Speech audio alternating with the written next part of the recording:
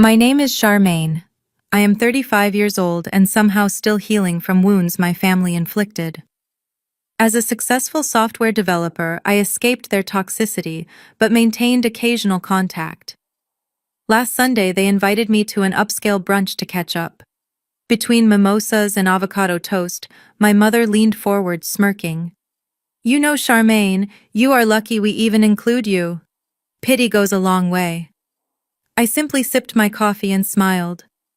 That night, I logged in, disabled every family credit account, and emailed my lawyer about selling the cabin.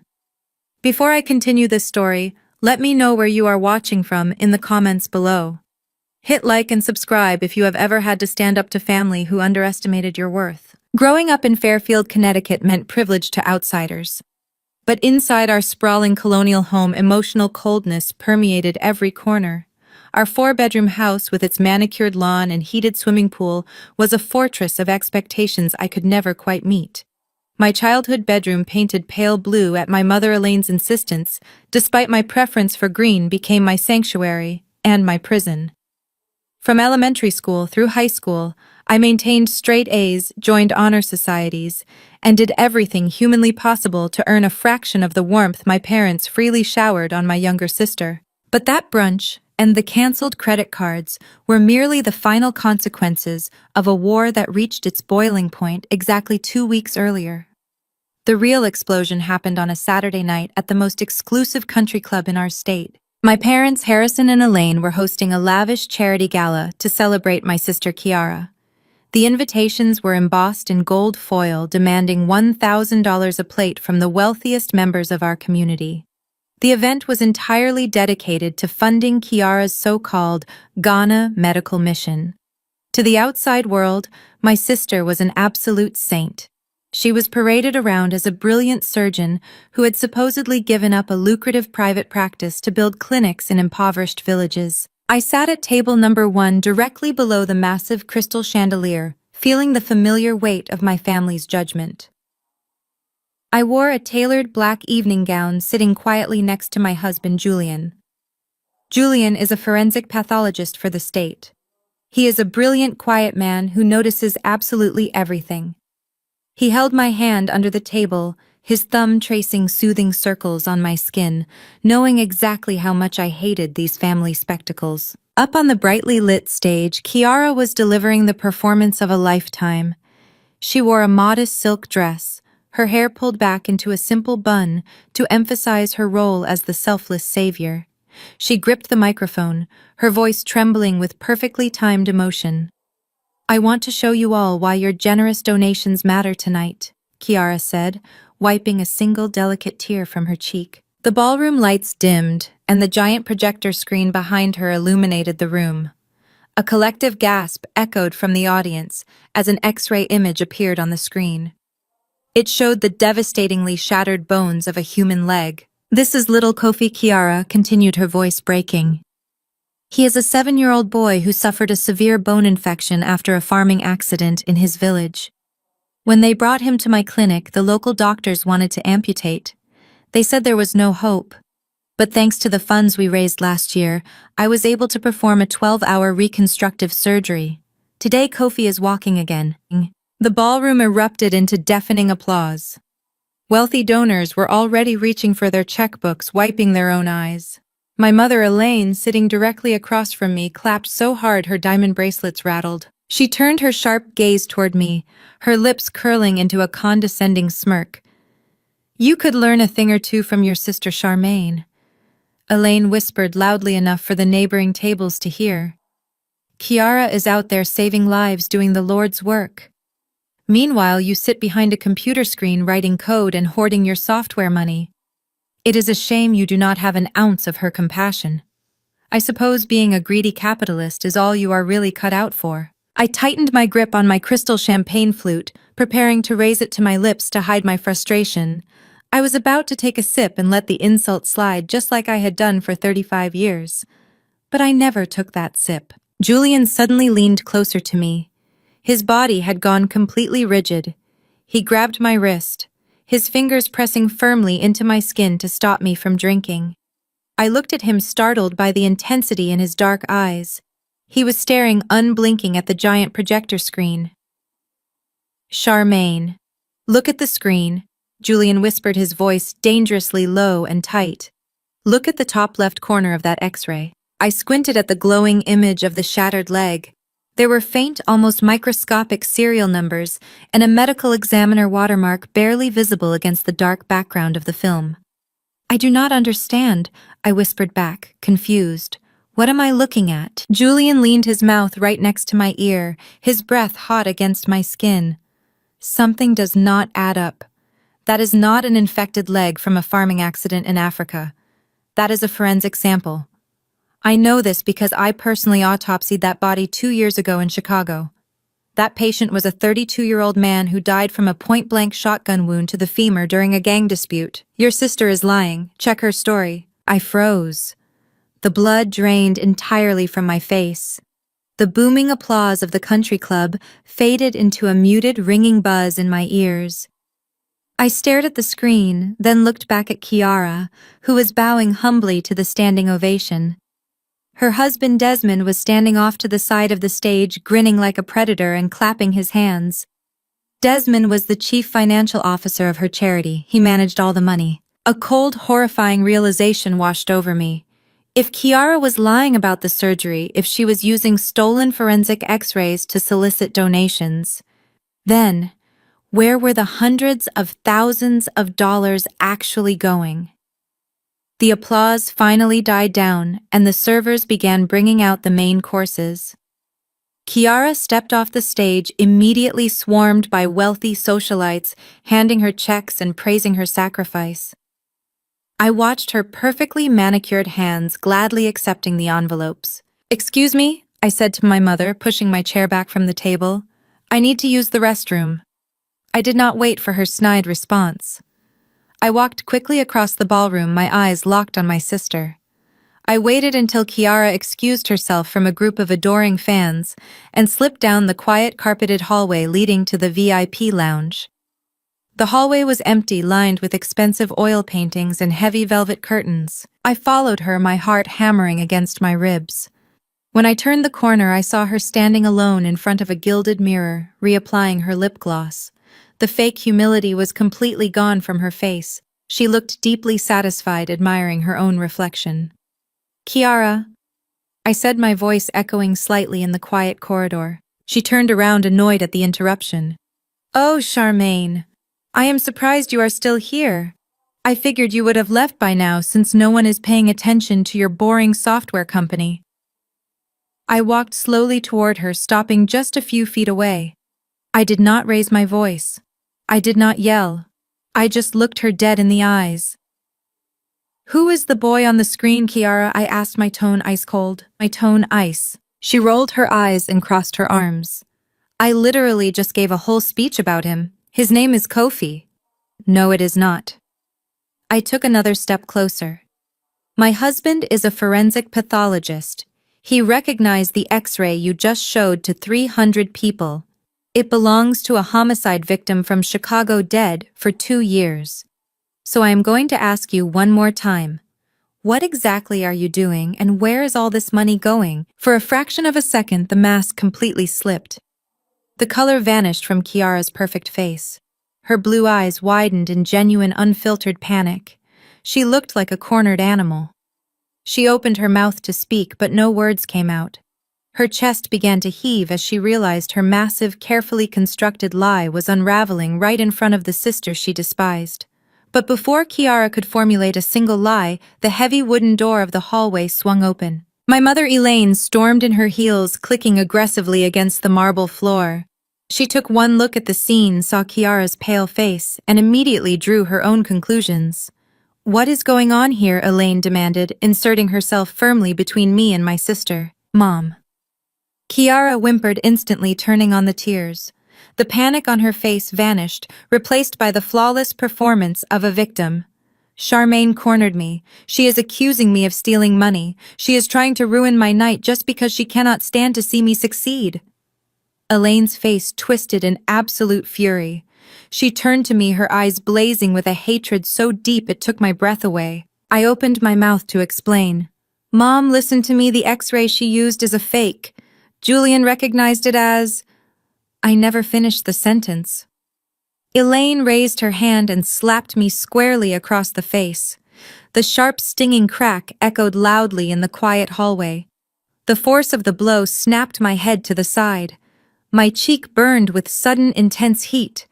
I stood there completely stunned, tasting a faint metallic hint of blood where my teeth had caught the inside of my lip. "You jealous, spiteful creature," my mother hissed, her voice trembling with rage. "You cannot stand it, can you?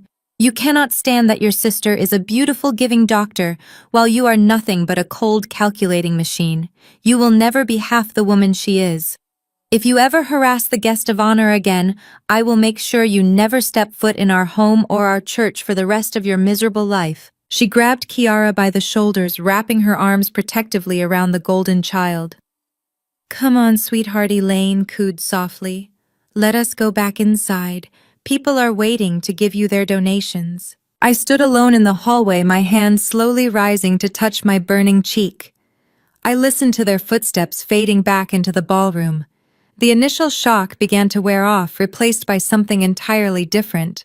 A deep, cold, calculating clarity settled over my mind. They thought I was just a jealous sister.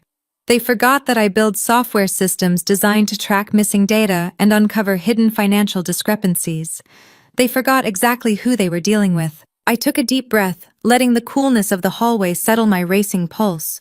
Before I could even turn toward the exit, heavy footsteps echoed from the ballroom entrance. It was my father, Harrison. He was a towering man, a former corporate executive who ran our family like a ruthless boardroom. He marched toward me, his jaw set in a hard line, his expensive tuxedo perfectly tailored to his broad shoulders. I expected him to ask what had happened. I expected at least a flicker of concern for the red mark blooming across my left cheek. Instead, he grabbed my upper arm with a grip tight enough to bruise the skin. "What is wrong with you?"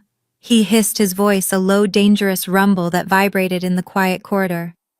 "Your mother just told me you are back here harassing your sister, making wild accusations and trying to ruin the most important night of her career. You are a disgrace, Charmaine. I have tolerated your distant attitude for years, but I will not allow you to sabotage this family." I tried to pull my arm away, but his iron grip only tightened, his fingers digging into my muscle.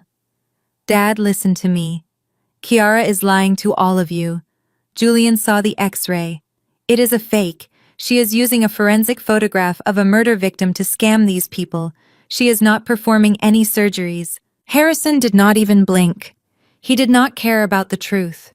He only cared about the optics and the immense social capital the charity brought him.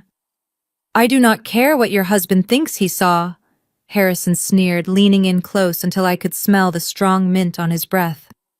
"Kiara is the face of this family. She brings us prestige. She brings us connections with people who matter. You bring nothing but your bitter, solitary attitude. Now you are going to walk back into that ballroom with me, and you are going to fix this absolute mess. You are going to make a public show of support for your sister right now, or so help me, I will dismantle everything you care about." I scoffed, finally yanking my arm free with a violent jerk. "You cannot force me to do anything. I am an adult, and I do not need your approval anymore. I am leaving." I turned my back on him, fully intending to walk out the side door. But his next words stopped me dead in my tracks, freezing the blood in my veins. "Julian is up for the lead forensic consulting contract with the state next month, is he not?" Harrison asked casually, adjusting his silk tie, as if we were discussing the weather. I slowly turned back around.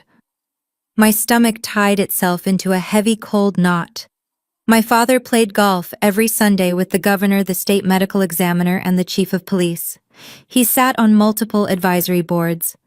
He had the unchecked power to make or break political careers with a single phone call, let alone a forensic pathology contract. "Leave Julian out of this," I said, my voice shaking with a sudden, fierce anger that I could barely contain.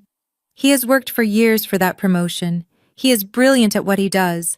It has absolutely nothing to do with you or Kiara's fake foundation." "It has everything to do with me," Harrison replied, his eyes completely devoid of warmth.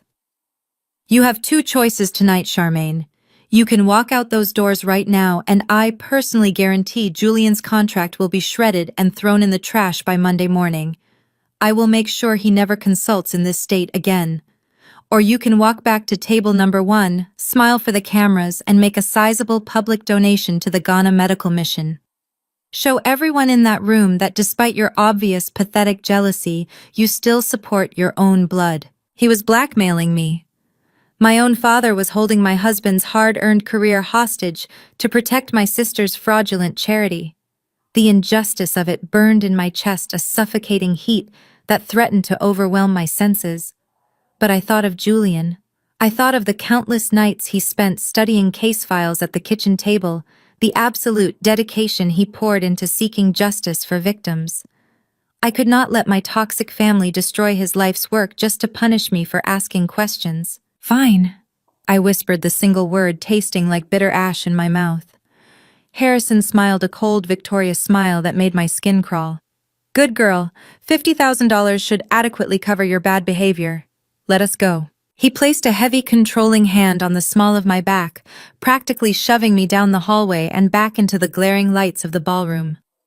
The charity auction was in full swing. The massive room was buzzing with the sound of clinking crystal glasses and wealthy patrons shouting out bids for luxury vacations and designer watches. Harrison guided me directly toward the main stage where Kiara and her husband Desmond were holding court. Desmond was holding a sleek, wireless credit card terminal, enthusiastically swiping donations from a line of eager, wealthy guests. When he saw my father and me approaching, his eyes lit up with a malicious, knowing gleam. Attention, everyone! Harrison boomed, his deep, authoritative voice carrying effortlessly over the noisy crowd. He grabbed a silver microphone from the podium. The room gradually quieted down, turning their complete attention to the patriarch of the family. Tonight is about giving back. It is about supporting the selfless, tireless work of my beautiful daughter, Dr. Kiara. But charity begins at home. I am incredibly proud to announce that my eldest daughter, Charmaine, has decided to make a special surprise contribution to her sister's mission. She is pledging $50,000 tonight to help build the new clinic wing. The ballroom erupted into deafening cheers and applause. People at the nearby tables turned to me, smiling and nodding in profound approval. They thought they were witnessing a beautiful, touching display of sisterly love and family unity. They had no idea I was standing there with a burning cheek, swallowing my pride, with a metaphorical gun held to my head. Elaine sat at her prominent table, dabbing her eyes with a linen napkin, playing the emotionally overwhelmed mother flawlessly. Kiara stood on the stage, her hands clasped delicately over her heart, looking at me with wide, innocent eyes. But underneath that angelic expression, I saw the triumphant sneer she reserved only for me. Desmond stepped forward, holding out the black card reader. He was wearing a custom-tailored tuxedo that easily cost more than my first car garments, undoubtedly bought and paid for by the very charity funds he was supposedly managing for the poor. Thank you so much for your incredible generosity, Charmaine, Desmond said smoothly, his voice dripping with thick, fake sincerity. We accept all major credit cards, of course. I looked past him to the floor where Julian had stood up from our table. His fists were clenched tightly at his sides, his jaw set in rigid anger. He knew exactly what was happening. He knew I would never give these vile people a single dime willingly. He started to walk toward me, ready to intervene, ready to throw his own career away to protect my dignity and stop the extortion. I caught his eye and gave my head a tiny, imperceptible shake. I could not let him do it. I had to protect him. I opened my designer clutch and pulled out my heavy metal black card. My hands were remarkably steady, though the blood roaring in my ears was practically boiling. I handed the card directly to Desmond. He took it with a slick smile and slid it swiftly through the machine. The terminal beeped approvingly, verifying the massive transfer of funds. Desmond handed the card back along with a long printed receipt. As I reached out to take the slip of paper, he leaned in just an inch closer so no one else could hear. Better luck next time, sis. Desmond whispered, his hot breath smelling strongly of expensive scotch. He gave me a slow, exaggerated, mocking wink that made my stomach turn. I took my card, turned on my heel, and walked straight toward the exit without uttering a single word. I did not look at my father. I did not look at my mother. I just walked, my head held high, my posture perfectly straight, until I pushed through the heavy glass doors and out into the cool, refreshing Connecticut night air. Julian was right behind me, his strides long and urgent. He tossed the valet ticket to the attendant and turned to me, his eyes blazing with protective fury. "I am going to kill him," Julian said, his voice dropping an octave with pure rage. "I am going to walk back in there and break Harrison's jaw." "Charmaine, why did you do that? $50,000. I do not care about the state contract. I only care about you." "I know," I said, softly reaching out to touch his tense arm. "And that is exactly why I paid it. Because they think they won. They think they put me in my place and bought my silence. Let them celebrate, Julian. Let them get drunk on their own arrogance. They just made a $50,000 mistake." The valet pulled up with our car. We got in the heavy doors, shutting out the sounds of the country club. The drive home was completely silent, the tension thick and heavy in the dark cabin of the vehicle. But it was not a defeated silence. It was the calm, calculated quiet before a massive, destructive storm. When we finally arrived at our house, the digital clock on the dashboard read midnight.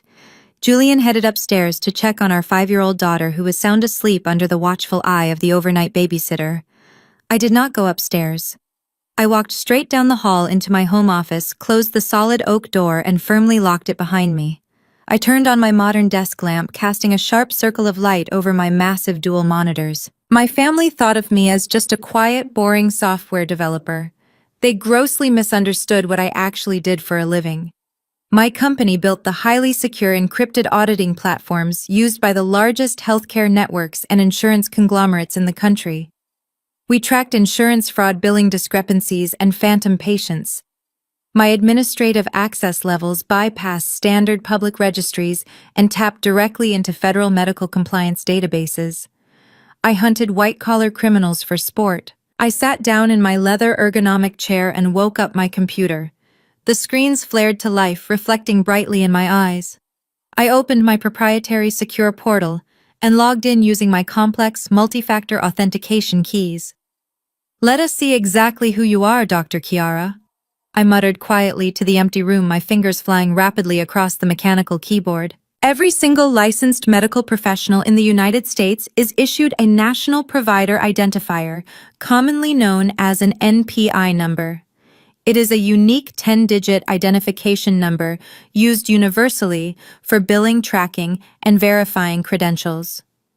Without a valid active NPI, you cannot practice medicine, you cannot legally write prescriptions, and you certainly cannot solicit tax-deductible medical charity funds from the public. I pulled up the Federal Directory interface on my left monitor. I typed in my sister's full legal name, her date of birth, and her supposed graduation year from medical school. I hit the Enter key and waited. The system took less than 3 seconds to query the massive national database. A profile popped up on the screen.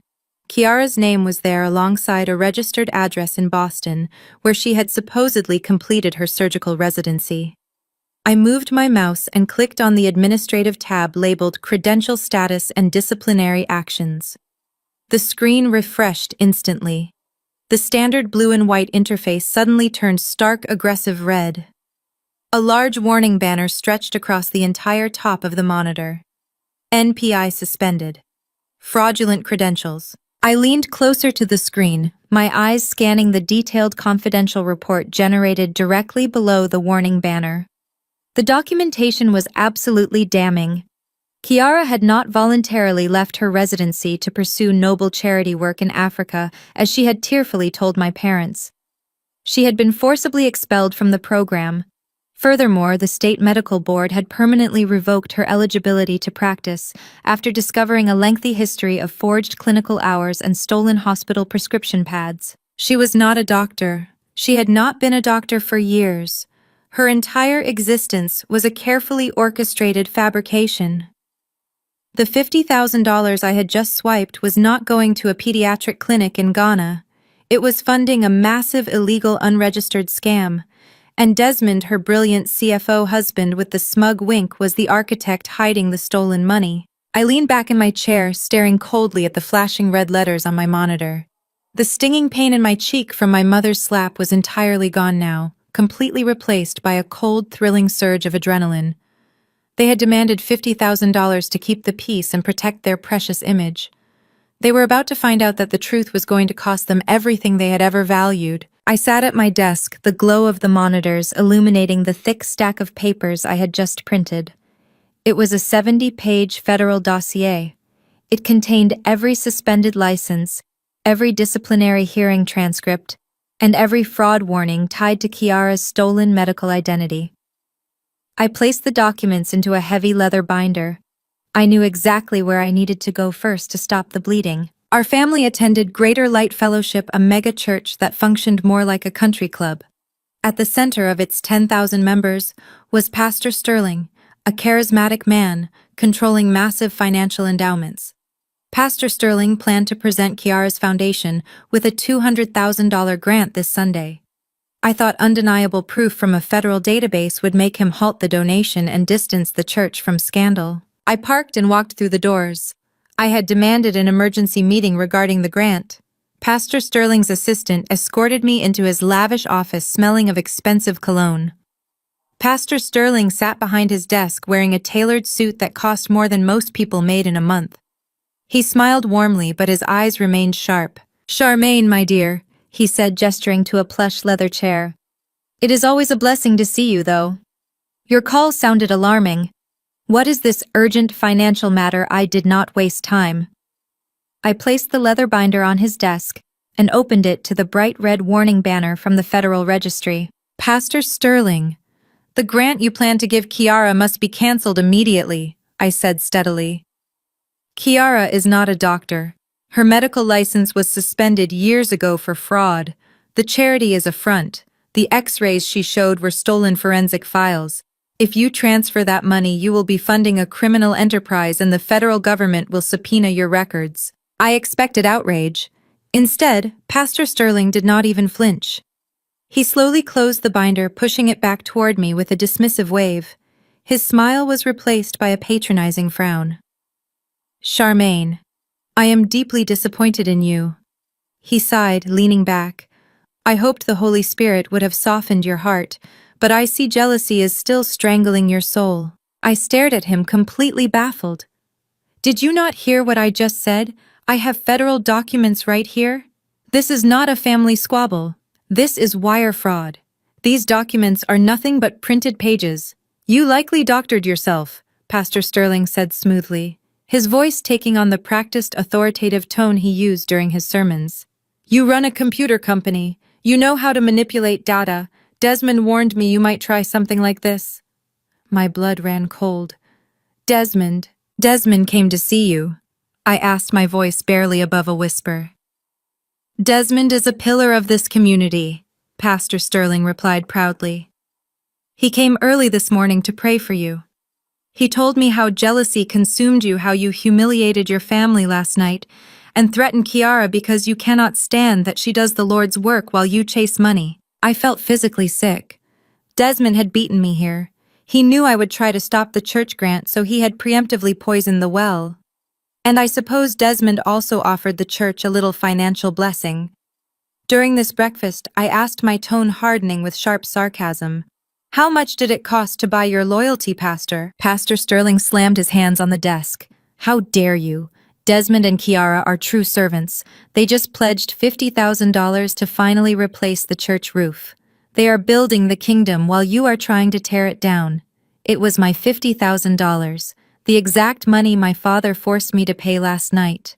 Desmond used my money to bribe the pastor, securing the huge grant in return. It made me nauseous." "You are being played," I told him, standing up and grabbing my binder.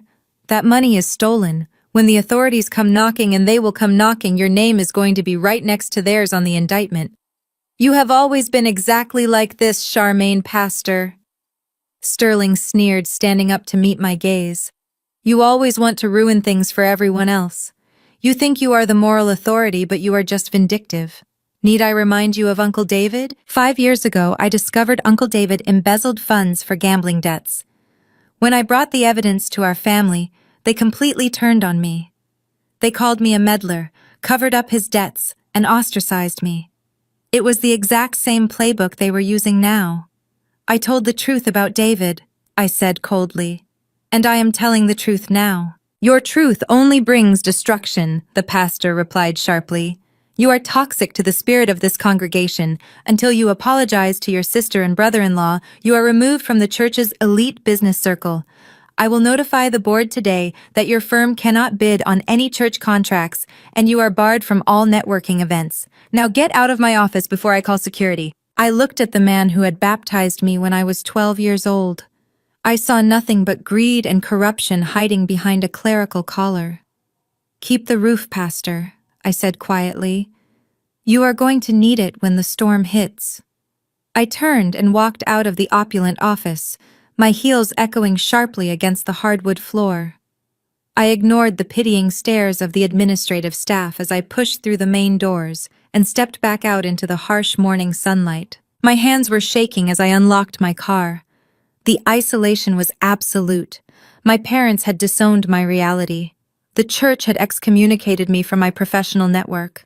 Desmond and Kiara had successfully weaponized my own community against me, painting me as a deranged, jealous woman trying to destroy a saint. I started the engine. I needed to get to my office. My firm was the only sanctuary I had left, the one place where logic and data still mattered. I planned to dive deep into Desmond's offshore accounts and build a case so airtight no bribe could save them. The drive into the city felt like a blur. I navigated traffic on autopilot, my mind racing with legal strategies. My firm occupied the ground floor of a modern commercial building in a tech corridor. It was a beautiful space with floor-to-ceiling glass windows letting in natural light. As I pulled onto my street, I immediately noticed the flashing red and blue lights. 2 police cruisers were parked in front of my building. A small crowd had gathered on the sidewalk. My heart dropped into my stomach. I hit the brakes hard, threw the car into park, and sprinted right toward the entrance. The beautiful floor-to-ceiling glass windows of my office had been completely shattered. Jagged shards of thick, tempered glass littered the concrete sidewalk, catching the morning sun like broken diamonds. But the broken windows were not the worst part. I pushed past a police officer who tried to stop me, flashing my building ID badge. I stepped through the ruined entrance and stopped dead in my tracks, my breath catching in my throat. The entire interior of my pristine office had been destroyed. Desks were overturned. My custom ergonomic chairs were slashed, but the true devastation was concentrated in the server room at the back. The glass door to the climate-controlled room had been smashed inward. Inside my heavy-duty data servers, the physical hardware that stored millions of lines of proprietary auditing code and client backups had been violently bashed with what looked like a sledgehammer. And poured over every single damaged server rack, every shattered monitor, and splashed violently across the white walls was thick, wet, incredibly bright red paint. It dripped slowly from the ceiling tiles, pooling on the expensive carpet like blood. "Ma'am, you cannot be in here," a detective said gently but firmly, grasping my shoulder to pull me back. "We are securing the crime scene." "Are you the business owner?" I could barely nod. My eyes were locked on the largest wall of the office directly above the reception desk. Smeared in the same dripping red paint, written in large, aggressive letters, was a single message: "Stop looking." I stood amidst the wreckage of the company I had built from the ground up. The smell of aerosol paint and shattered electronics filled the air. Desmond had not just beaten me to the church, he had sent a brutal, violent warning right to my front door. He thought destroying my servers would destroy my evidence. He thought the vandalism would terrify me into submission. He was wrong. He had just made it a war. I stood in my ruined server room, paint fumes burning my lungs. My phone vibrated. A text from an unknown number. I opened it. My stomach plummeted. It was an image of my 5-year-old daughter, Maya, playing on the swings at her private preschool. The photo was taken through the chain-link fence, zoomed in on her face. Underneath was a chilling caption: "Stay out of family business. Atlanta is dangerous for little girls." Pure terror washed over me instantly, followed by white-hot rage. Vandalizing my office was a business tactic. Threatening my child was a death sentence. I ran to my car, my hands trembling. I called Julian and told him about the text. His usually calm voice dropped into a terrifyingly quiet register. "I am picking her up now," he said. "Go straight home. Lock the doors." By the time I pulled into our driveway, Julian was already there. Maya was sitting happily in the living room, oblivious watching cartoons. Julian met me in the hallway. I handed him my phone. He stared at the photograph, his jaw clenching hard. "Desmond crossed an uncrossable line," Julian said softly. "I have already made the calls." Within 2 hours, our house was transformed. Julian had deep connections in law enforcement and private security. A black SUV pulled up and 2 heavily armed contractors stepped out. They swept the perimeter and set up a surveillance hub in our guest room. One would shadow Maya, the other would stay with me. Julian did not stop there. He introduced me to Vance, a former federal agent turned private investigator. Vance sat at our kitchen table reviewing the text message. "We do not just want to stop him," Julian told Vance. "We want to dismantle his life, find out exactly where he goes, who he talks to, and where that charity money is sitting." Vance nodded and left. The next morning, the intimidation tactics escalated from criminal to financial. A courier arrived at my front door with a heavy parchment envelope sealed with wax.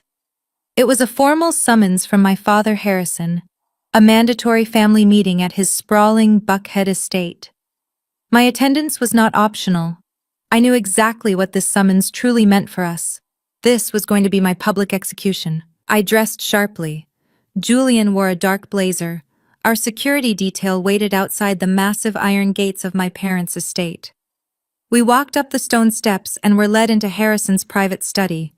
The room smelled of old leather and suffocating arrogance. The extended family was gathered inside. Elaine sat on a velvet sofa sipping tea, refusing to look at me. Kiara sat in a leather chair, looking fragile. Desmond stood behind her, his hand on her shoulder. He wore a tailored suit, looking completely relaxed. He caught my eye and gave a subtle tilt of his head. The man who threatened my daughter was masquerading as a saint. I wanted to rip his throat out, but I maintained my composure. Harrison sat behind his massive desk. He did not offer us a seat. He simply stared at me with eyes as cold as flat gray stones. "You have crossed every conceivable boundary," Charmaine Harrison began, his voice echoing in the large, quiet room. "I asked you to be a supportive sister.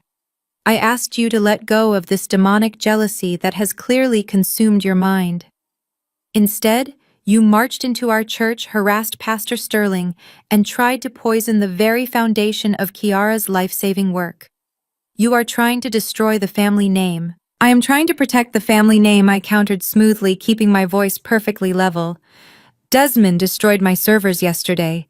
He sent a threat to my daughter. Are you really going to sit there and pretend this is about jealousy?" Elaine gasped loudly, placing a hand over her heart. "Listen to her lies," she cried out. "Desmond was at the church praying for you yesterday morning. He would never do such a thing. You are completely delusional." Harrison slammed his hand flat against the desktop. The loud smack made everyone in the room jump, except for Julian and me. "Enough," Harrison bellowed.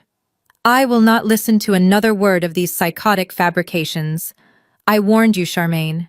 I told you what would happen if you continued this crusade against your own blood." He pulled a thick legal document from his desk and threw it onto the mahogany surface. "This is my revised will and the updated family trust," Harrison announced with absolute finality. "The trust is currently valued at $5 million. As of today, you are permanently written out of it. You will not receive a single cent. Your inheritance will be reallocated directly to Kiara's charity, where it will be used for actual good, rather than fueling your bitter existence. You are no longer a beneficiary." Silence hung heavily in the room. They all watched me, waiting for the breakdown.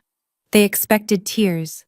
They expected me to beg, to apologize, to retract my statements in a desperate bid to reclaim my millions. They thought money was my ultimate weakness because it was certainly theirs. I looked at the legal document, then at my father without blinking. "Keep your money, Harrison. It is tainted anyway. If you want to blindly hand your legacy over to a fraud, that is your mistake to make. but do not expect me to mourn the loss of funds I never needed. I built my own wealth. You cannot control me with a trust fund." Harrison's face flushed. He hated that his ultimate weapon had failed to break me. Kiara, clearly sensing the shift in power, decided it was time for her final theatrical performance. She stood up from her chair, holding a beautifully wrapped package tied with a silk ribbon. "Charmaine," Kiara said, her voice dripping with fake syrupy sweetness, "I do not hate you. I really do not. I know you are deeply unwell. But I cannot let you keep spreading these horrible rumors about my medical background. It is hurting the children I am trying to save. So I brought you a gift. I want you to have this so you can finally find some peace and accept the truth." She walked slowly across the Persian rug and handed me the package. I did not take it. Julian reached out and calmly accepted it on my behalf. He untied the silk ribbon and pulled away the expensive wrapping paper. Inside was a large, ornate mahogany frame. Beneath the polished glass was a pristine, officially stamped medical license. It bore Kiara's full name, a graduation date, and the shiny gold foil seal of the State Medical Board. It looked incredibly official. It looked perfect. "This is a certified, notarized copy of my medical license," Kiara said proudly, turning to look at our parents for their beaming approval. Elaine smiled, dabbing away a proud tear. "I hope this finally puts your ridiculous accusations to rest, Charmaine. You can hang it in your office." "Oh, wait. I heard you had some vandalism issues. That is so unfortunate." Desmond smirked. I kept my face blank, though the fury inside me was a raging inferno. Julian held the heavy frame in his hands. He did not look angry. In fact, he looked mildly amused. He adjusted his glasses, holding the document up to catch the light streaming in from the large study window. He studied the paper with the meticulous surgical precision of a man who spent his life analyzing microscopic evidence. "This is beautiful, Kiara," Julian said quietly. "The framing is exquisite, top-tier work." Kiara lifted her chin. "Thank you, Julian. I am glad at least one of you is willing to look at the facts." Julian tilted the frame, slightly tapping his index finger against the shiny gold foil seal pressed into the bottom corner of the document. "Yes, the facts. It is a very convincing document. The font is correct. The signature of the board director looks highly accurate. There is just one tiny, unavoidable problem." "What problem?" Harrison demanded. Julian locked eyes with Kiara. "The watermarked state seal embossed on this paper features the signature of Governor Thomas Bradley. He retired 10 years ago and passed away 3 years ago.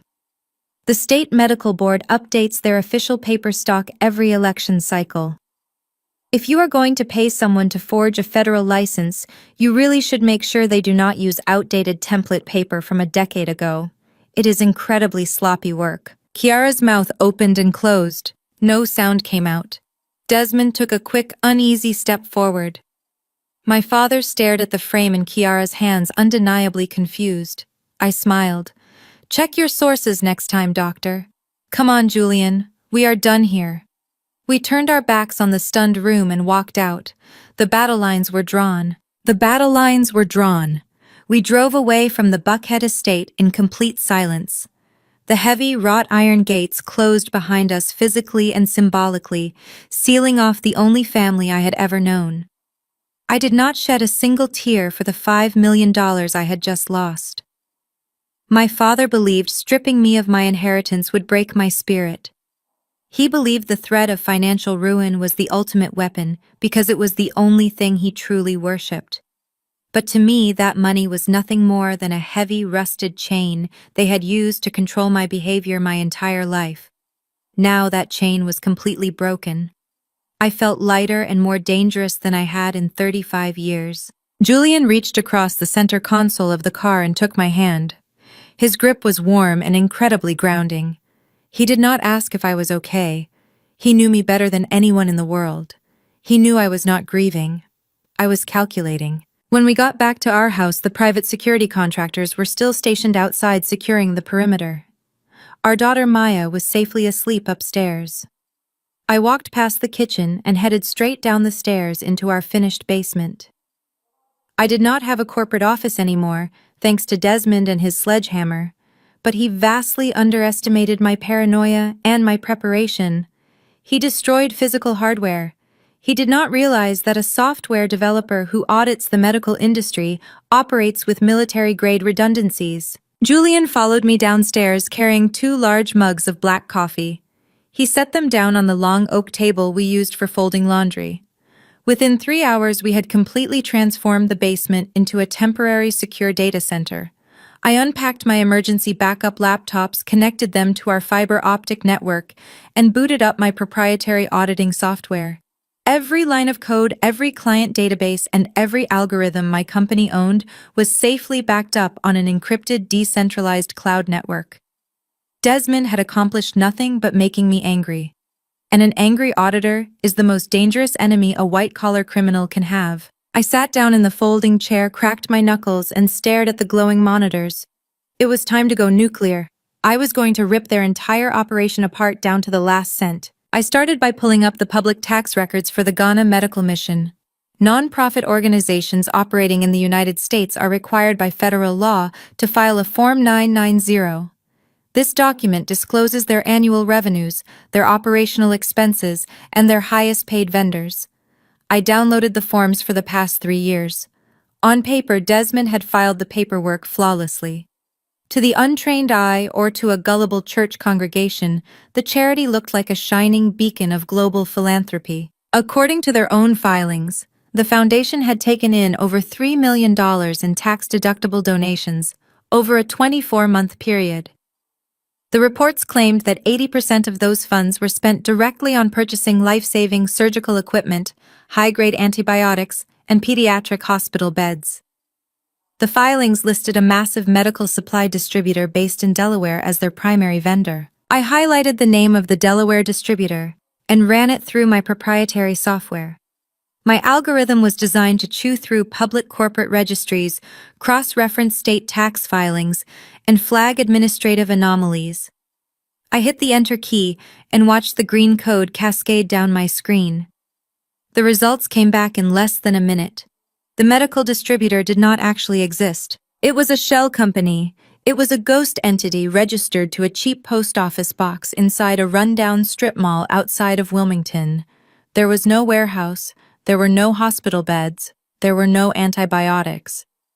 I leaned closer to the monitor, the coffee completely forgotten. I hacked deeper into the routing numbers associated with the charity's public expense reports. I bypassed the standard firewalls and traced the digital footprints of the outgoing wire transfers. I mapped out the entire anatomy of the scam right there in my basement. Desmond, acting as the chief financial officer of the charity, was creating phantom invoices. He was generating incredibly detailed, highly convincing fake purchase orders for hundreds of thousands of dollars worth of medical supplies. He would then officially approve the payments himself. Once the money left the charity's bank account, it was wired directly to the shell company in Delaware. But the money did not stop in Delaware. I followed the digital breadcrumbs across international banking nodes. Desmond was systematically funneling the donor funds out of the shell company and routing them into a complex web of offshore accounts located in the Cayman Islands. He was washing the money. He was taking the generous donations from my parents' wealthy friends, from our church congregation, and from the community, and he was hiding it in untraceable international vaults. The sheer scale of the fraud hit me like a physical blow. Kiara was not just a narcissist lying about being a doctor to get attention at country club dinners. She and Desmond were running a highly sophisticated multi-million-dollar international Ponzi scheme. They were using the emotional appeal of sick children in Africa to fund a criminal enterprise. And my parents were their biggest, most vocal, most gullible investors. Julian stood behind my chair, his hands resting on my shoulders, his eyes reading the data scrolling across the monitors. He let out a low, quiet whistle. "They are stealing everything," Julian said, his voice laced with disbelief. "Every single dollar they collect. This is not just fraud, Charmaine. This is massive federal money laundering. The IRS Criminal Investigation Division is going to bury them under a federal penitentiary." I nodded, my eyes locked on the Cayman Island routing numbers. "And my father is planning to sign over a $2 million commercial property to them next weekend. Harrison thinks he is donating land to build a charity headquarters. Desmond is going to liquidate that property the second the ink is dry, funnel the cash through Delaware, and they are going to disappear. They had ruined my business, threatened my child, and completely alienated me from my parents. But looking at the undeniable proof on my screens, I realized I held the power to destroy their entire universe. I just needed to package the evidence perfectly. I needed to assemble a guillotine so sharp they would not even feel the blade drop until it was too late. I spent the next 6 hours compiling everything. I linked the suspended fraudulent medical license to the fake x-rays. I tied the phantom Delaware invoices to the Cayman Island accounts. I built an undeniable, mathematically perfect dossier of federal crimes. I printed every single page, the printer humming steadily in the quiet basement, churning out the heavy stack of documents that would serve as Kiara and Desmond's one-way ticket to federal prison. Just as the final page printed, my cell phone vibrated violently against the wooden table, shattering the quiet focus of the room. I glanced at the screen. It was Vance, the elite private investigator Julian had hired the day before. I answered on the first ring, immediately putting the call on speakerphone so Julian could hear. Vance. What do you have? I asked, leaning back in my chair and rubbing my tired eyes. Charmaine Julian Vance, said his voice, crisp, steady, and intensely professional over the digital connection. I have a major update on your brother-in-law. The target is on the move. Tell me, Julian said, leaning closer to the phone. According to the family group chat my mother had sent out earlier that week, Desmond was supposed to be halfway across the world. Kiara had tearfully told everyone at the gala that her brave husband was flying to Accra, Ghana for a month to oversee the construction of a new pediatric wing. She had even posted a photo on her social media of Desmond standing at the international terminal at the Atlanta airport holding a duffel bag and waving goodbye. He is not in Africa, Vance stated bluntly. What do you mean he is not in Africa? I asked, my brow furrowing in confusion. Kiara posted the airport photos 3 days ago. We all saw them. He went to the airport, took the photos for his wife's social media, and then he walked right out the lower-level arrivals door and got into a private car, Vance explained smoothly. I pulled the security footage from the terminal. He never passed through a TSA checkpoint. He never boarded an international flight. He never even printed a boarding pass. Then, where is he? Julian demanded, his protective instincts instantly flaring up. He is right here, Vance replied. He is in Atlanta. My stomach dropped. The man who had sent a threatening photograph of my 5-year-old daughter was not thousands of miles away on another continent. He was operating in the shadows of my own city. The realization sent a cold shiver down my spine. The threat to my family was active, and it was local. I have been tailing him since yesterday evening. Vance continued, the sound of a turn signal clicking faintly in the background of his audio. He is highly careful, changes routes, drives rental cars under different corporate names. But he is not careful enough. I just secured his current location. Where exactly is he, Vance? I asked, my voice tightening. Check your phone, Vance said. I am sending you a live GPS pin right now. My phone chimed with a new text message. I opened the application and stared at the glowing blue dot pulsing on the digital map. It was not a hotel near the airport. It was not a quiet suburb. The pin was located in the absolute heart of Midtown Atlanta, hovering over one of the most exclusive, hyper-expensive, luxury high-rise residential buildings in the entire city. I am parked across the street, Vance said over the speaker. He has been up in the penthouse suite for the last 4 hours. You might want to come down here and see this for yourself. You are going to need a camera. I grabbed my coat and my high-resolution digital camera, the one Julian usually used for macro photography. We did not waste a single second. Julian grabbed the keys to his unmarked city vehicle, and we sped out of our quiet suburban driveway, merging aggressively onto the interstate, heading straight into the glowing skyline of Midtown Atlanta. The drive took less than 20 minutes, but my mind was spinning a million miles an hour. Desmond was not just embezzling money. He was living an entirely separate life funded by my parents and the church. Midtown Atlanta. At night is a playground for the wealthy. Towering glass skyscrapers reflect the city lights, surrounded by high-end restaurants and exclusive clubs. Vance had sent us the address to the Sovereign, one of the most heavily guarded, ridiculously expensive residential buildings in the state. You did not just walk into the Sovereign, it had biometric security, 24-hour concierge service, and private elevators. We pulled up to the corner of Peachtree Street and parked in a dark alley a block away. Vance was leaning against a brick wall wearing a nondescript dark jacket blending perfectly into the shadows. He approached our car as we stepped out. "He is still up there," Vance said softly, handing me a small digital tablet displaying a floor plan. "Penthouse Suite B. He leases it under the Delaware Shell Company name. I have a contact inside the building management who owes me a favor. He gave me a temporary keycard that grants access to the VIP parking garage and the private elevator bay serving the top floors." "Let us go," Julian said, his jaw locked tight. We walked briskly to the rear entrance of the massive glass tower.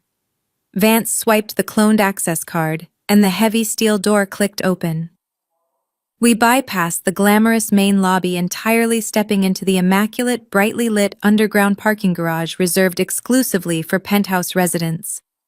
The garage looked like a luxury car dealership. Ferraris, Bentleys, and custom Porsches lined the pristine concrete floor. "We need to get eyes on the penthouse level before he leaves," I whispered, clutching my camera tightly.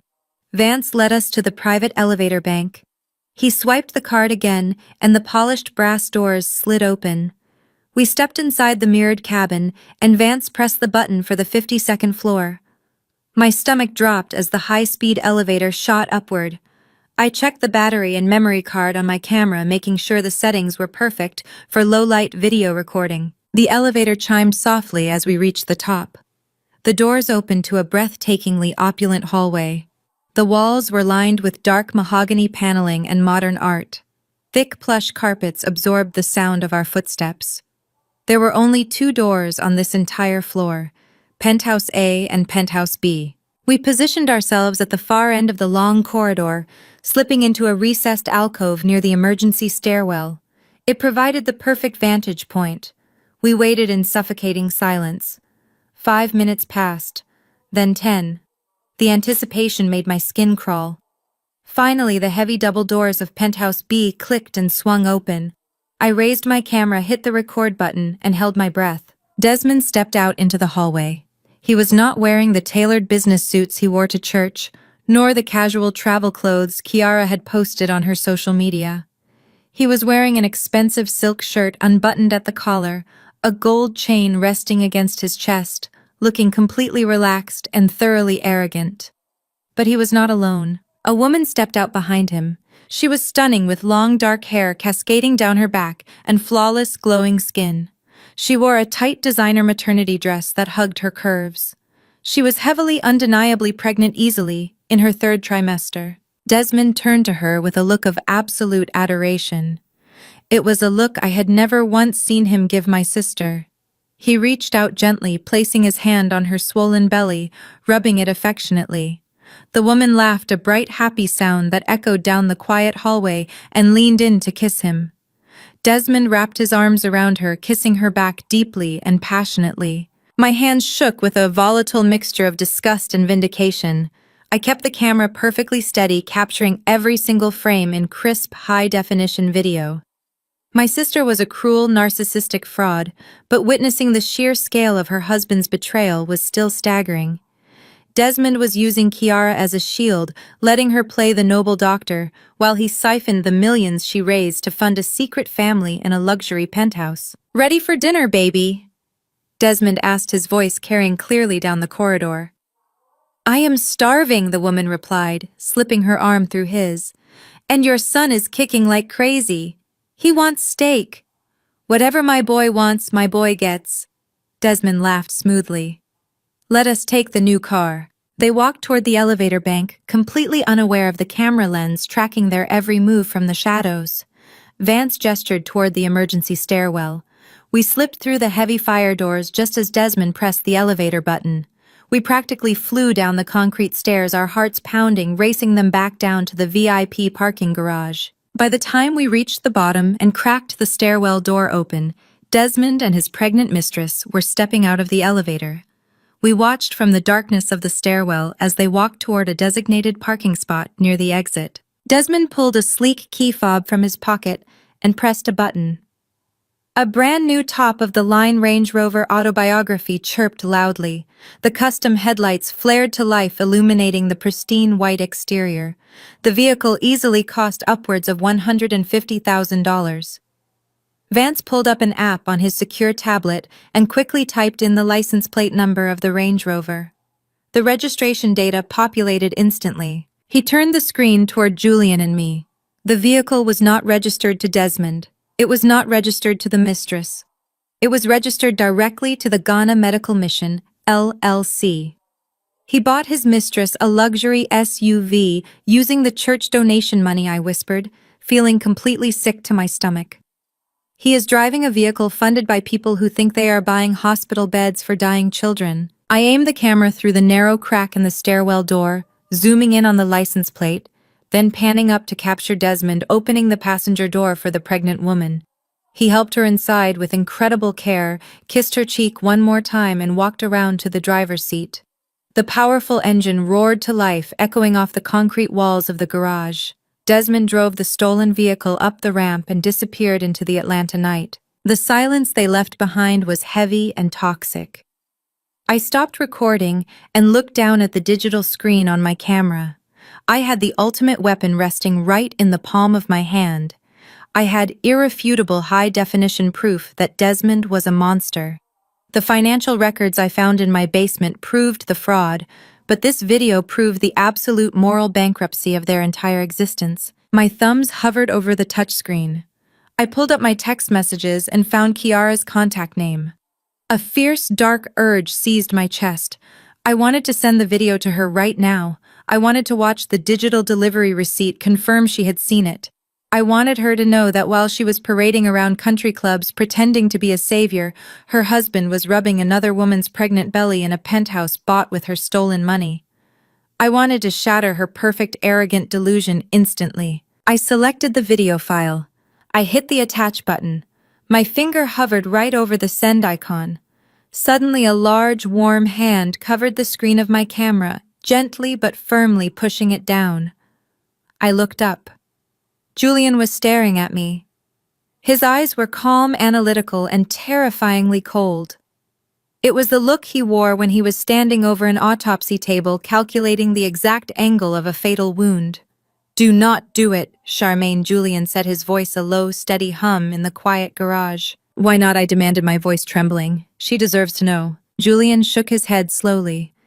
"If you send that video now, you give them a chance to scramble. Think about how your family operates. If you warn them privately, your father will instantly go into damage control mode to protect his reputation. They will hire lawyers to quietly divorce Desmond. They will sweep the fraud under the rug. Desmond will flee the country with the Cayman Island money. Do not just break her heart, break the whole syndicate." Julian was right. A private confrontation would only allow them to control the narrative. They had spent their entire lives manipulating the truth to protect their pristine image. If I gave them a head start, Harrison would bury the evidence under a mountain of expensive non-disclosure agreements. Desmond would vanish into the wind, and Kiara would somehow twist the story to make herself the tragic victim of a cheating husband. I needed to trap them all at once in a public arena where they could not escape. We drove back to our house in the suburbs. The security contractors nodded to us as we pulled into the driveway. I went straight back down to my basement data center. I sat in my chair and stared at the digital files I had compiled. The offshore accounts and the fake medical distributor proved the financial fraud. The video of the pregnant mistress proved Desmond was a monster. But I still needed the final piece of the puzzle. I needed to prove Kiara was fully complicit in the theft. Up until this point, a clever defense attorney could argue that Kiara was just a naive doctor whose husband had embezzled the funds behind her back. I needed undeniable proof that she was the co-architect of the entire scam. I leaned my head back, rubbing my temples. How do I get inside their daily communications? Desmond was too smart to use his company email for anything incriminating. Suddenly, a memory flashed through my mind. 4 years ago, our entire family had taken a miserable forced vacation to a luxury resort in the Bahamas. Harrison had demanded it for a family portrait. During that trip, Desmond had dropped his phone in the ocean. To keep up with his supposed charity emails, he had borrowed an old iPad I kept in my travel bag. I had created a temporary user profile for him on my family iCloud account so he could download his apps. He had used it for the rest of the week and handed it back to me at the airport. He never wiped the device. I shot out of my chair and sprinted upstairs to the hallway closet. I dug through a plastic storage bin filled with old electronics and tangled charging cables. At the bottom of the bin, under a stack of obsolete hard drives, was the silver iPad. I grabbed it and ran back down to the basement. I plugged the tablet into my computer tower and forced a hard boot. The battery was completely dead, but as soon as the Apple logo appeared on the screen, my heart began to race. Because the iPad was still registered to my master iCloud account, I could bypass the lock screen using my own administrative credentials. The home screen loaded. I immediately opened the settings menu. Desmond had indeed signed out of his primary Apple ID, but he had made a fatal, arrogant mistake. He had not unlinked the device from the shared cloud backup I had set up during the Bahamas trip. My proprietary auditing software included a digital forensics tool designed to recover fragmented data from synced devices. I tethered the iPad to my main server and ran the extraction protocol.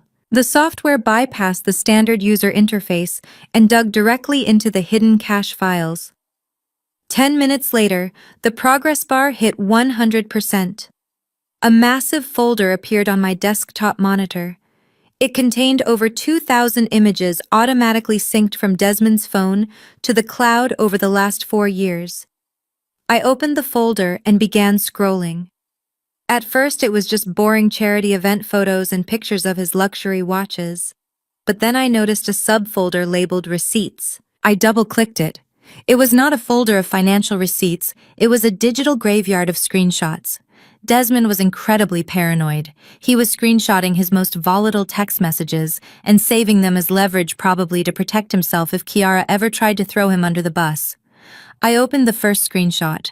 It was a WhatsApp conversation between Desmond and Kiara dated 6 months ago. The messages were explicit, brutal, and utterly damning. I leaned closer to the monitor, reading the text exchange that completely destroyed the illusion of their perfect marriage. The first message was from Kiara. She was furious, but not about the cheating. "Tell your pathetic girlfriend to stop posting pictures of the baby nursery on her public Instagram," Kiara had typed. "My mother's friends follow her.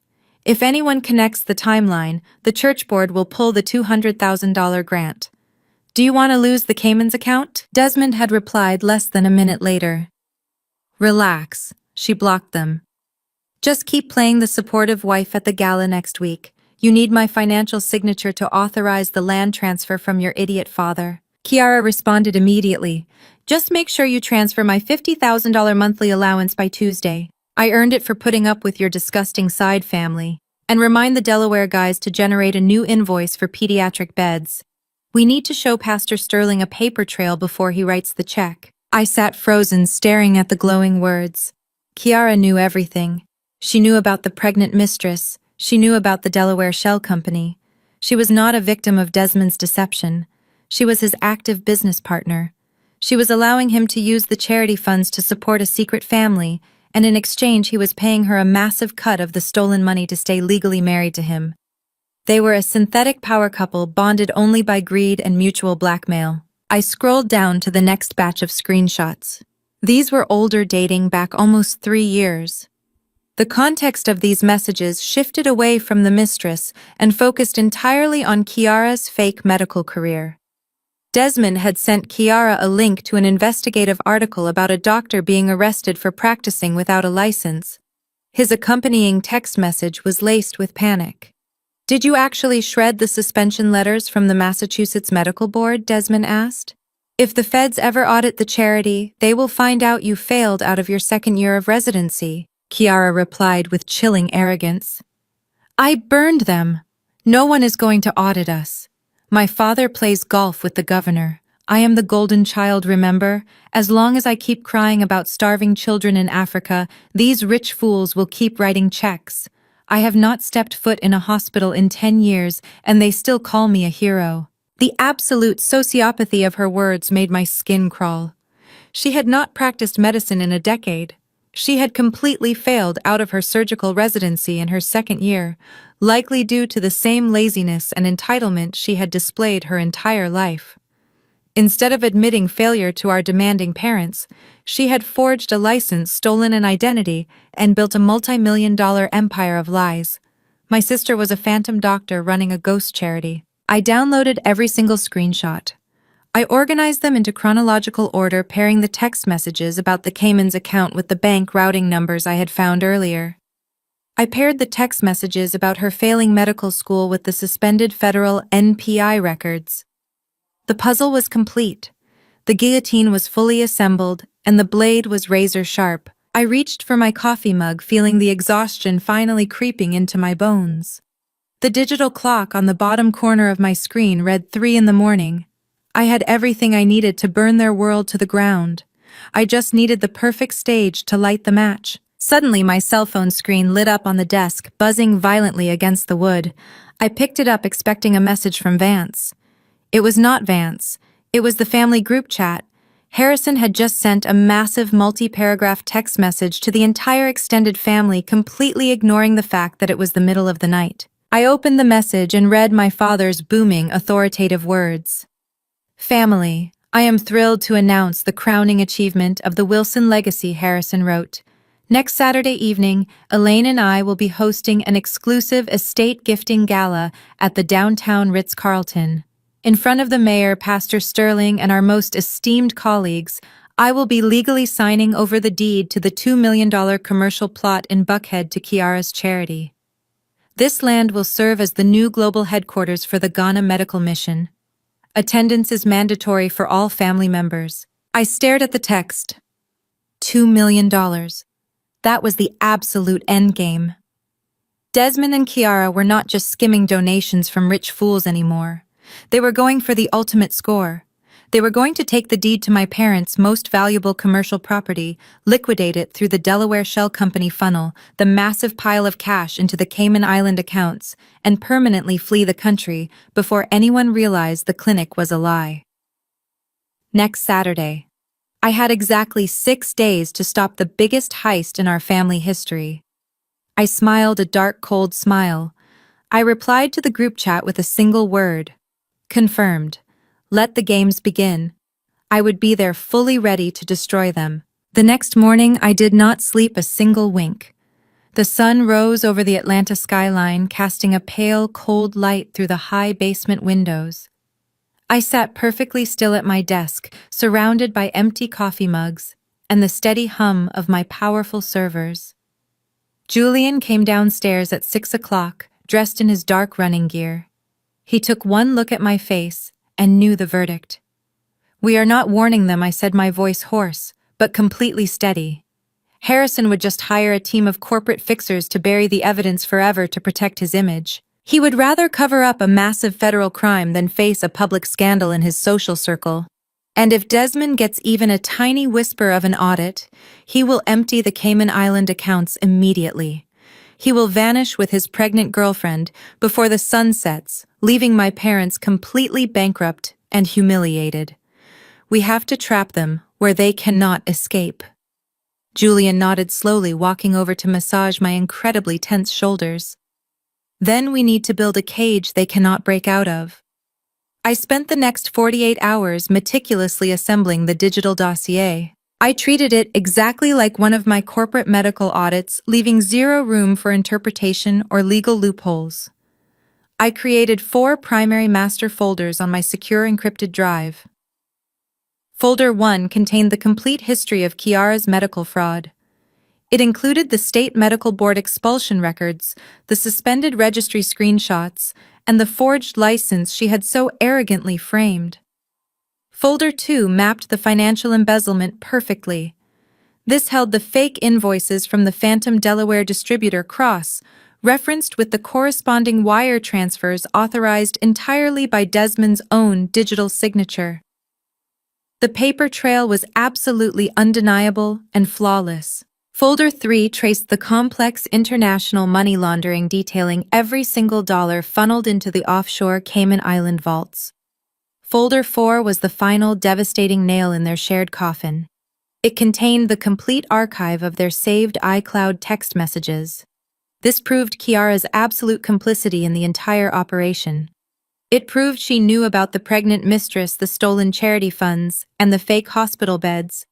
It completely shattered the fragile illusion of the naive, victimized wife she played so well. Once the digital files were perfectly organized, I transferred everything onto 3 separate encrypted flash drives, carefully. I did not trust standard email servers for evidence of this magnitude. I also needed to bypass local authorities entirely.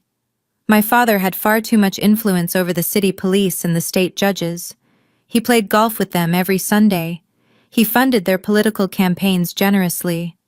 If I handed this massive case to the local precinct, the files would conveniently disappear into thin air, and I would likely be arrested for corporate espionage.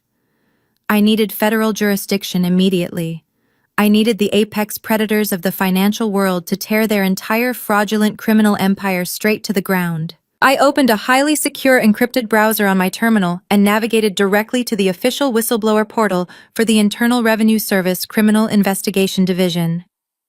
The federal agents there do not care about your local country club status or your fancy church connections.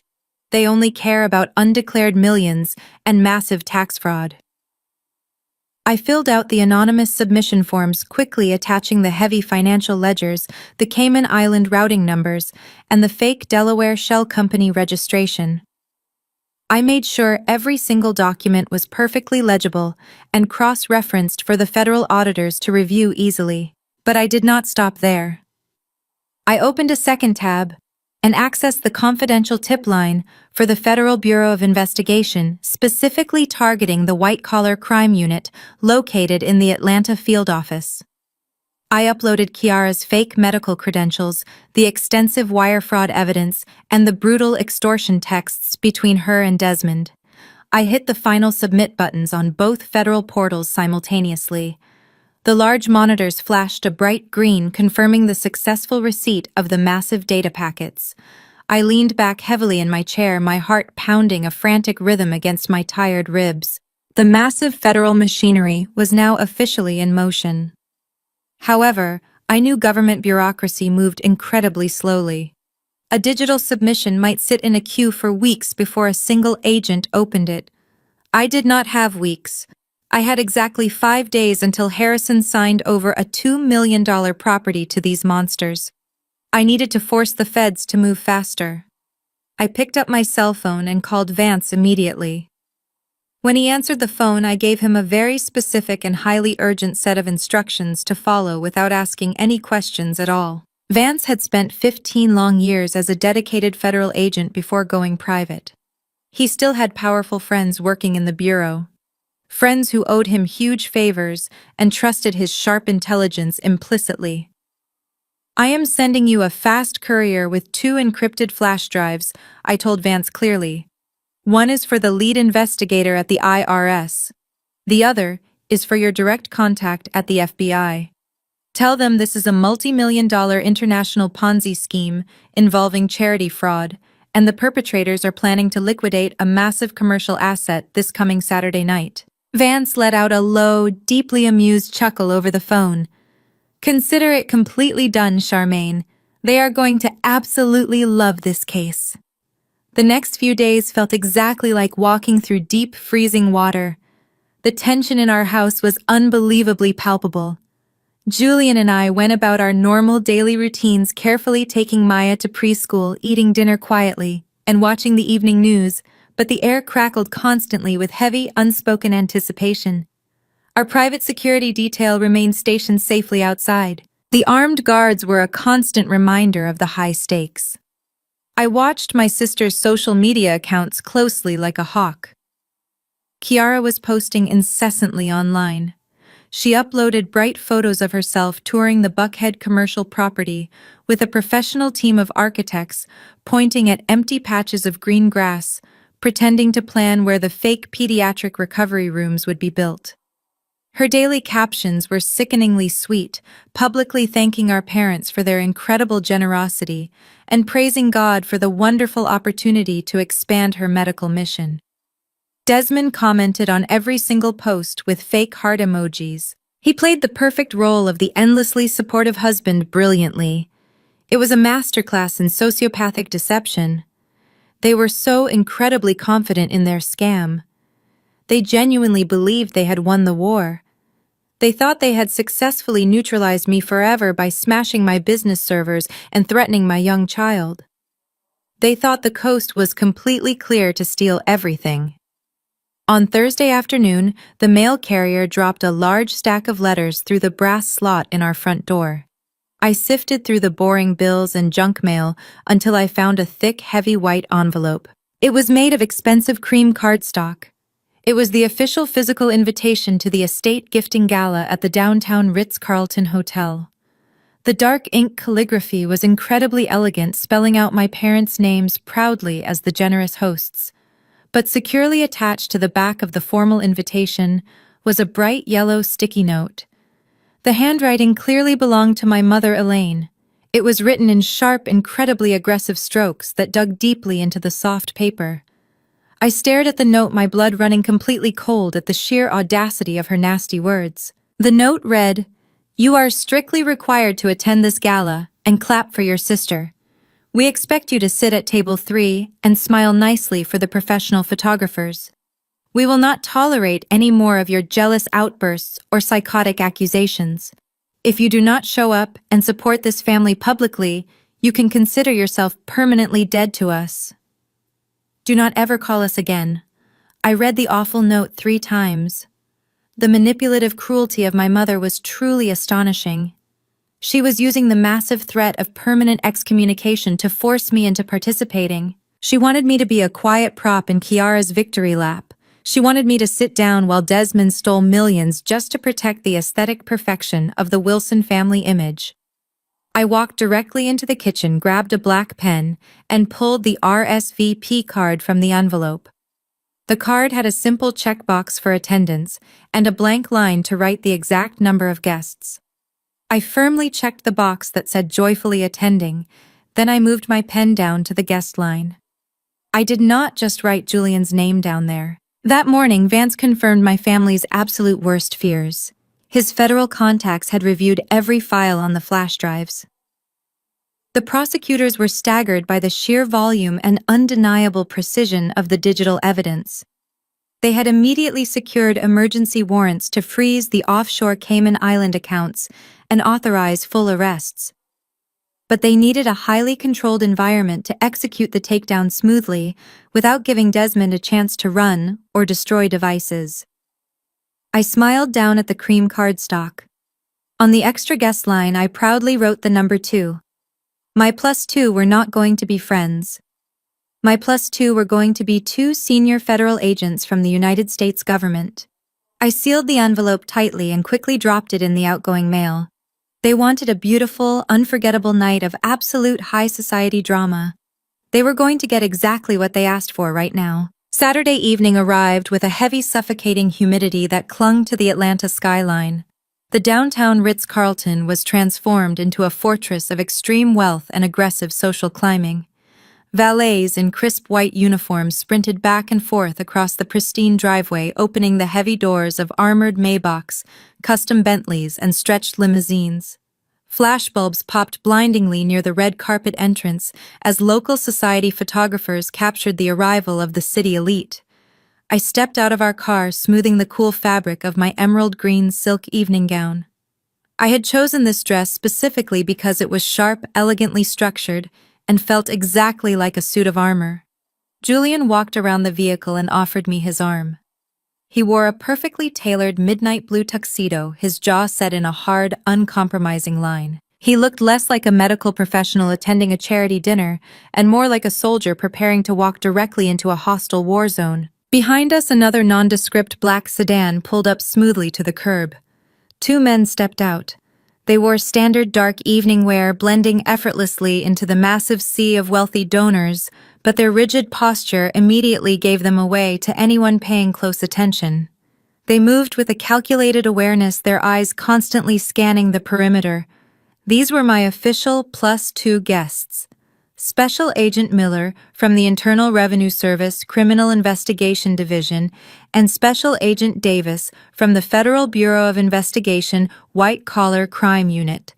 Vance had arranged for them to attend entirely undercover, posing casually as private security consultants for Julian and me. They gave me a brief, almost imperceptible nod before melting seamlessly into the crowd heading toward the Grand Hotel entrance. We walked through the towering glass doors and into the spectacular main lobby. The air conditioning was freezing, heavily scented with expensive floral arrangements. We made our way toward the grand ballroom where the estate gifting gala was already in full swing. The sheer scale of the event was nauseating.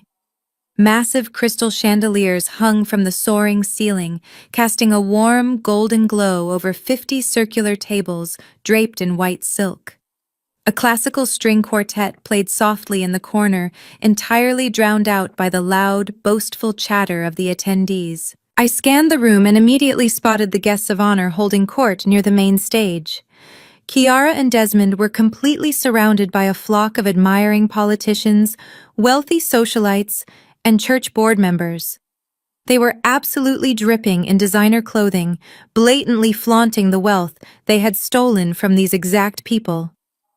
Kiara wore a breathtaking custom-beaded couture gown that easily cost $20,000.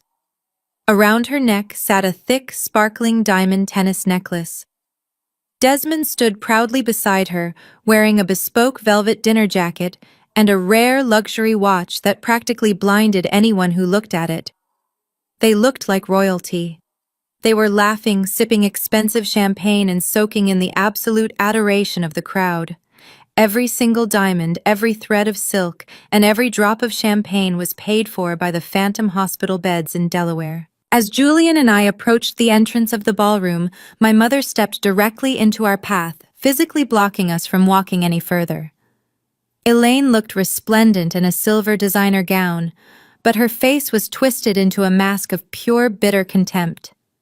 She held a crystal glass in one hand and placed her other hand firmly on her hip, looking me up and down with absolute disgust. "I am honestly shocked you actually showed up," Charmaine Elaine said loudly, her voice piercing through the ambient noise of the crowd.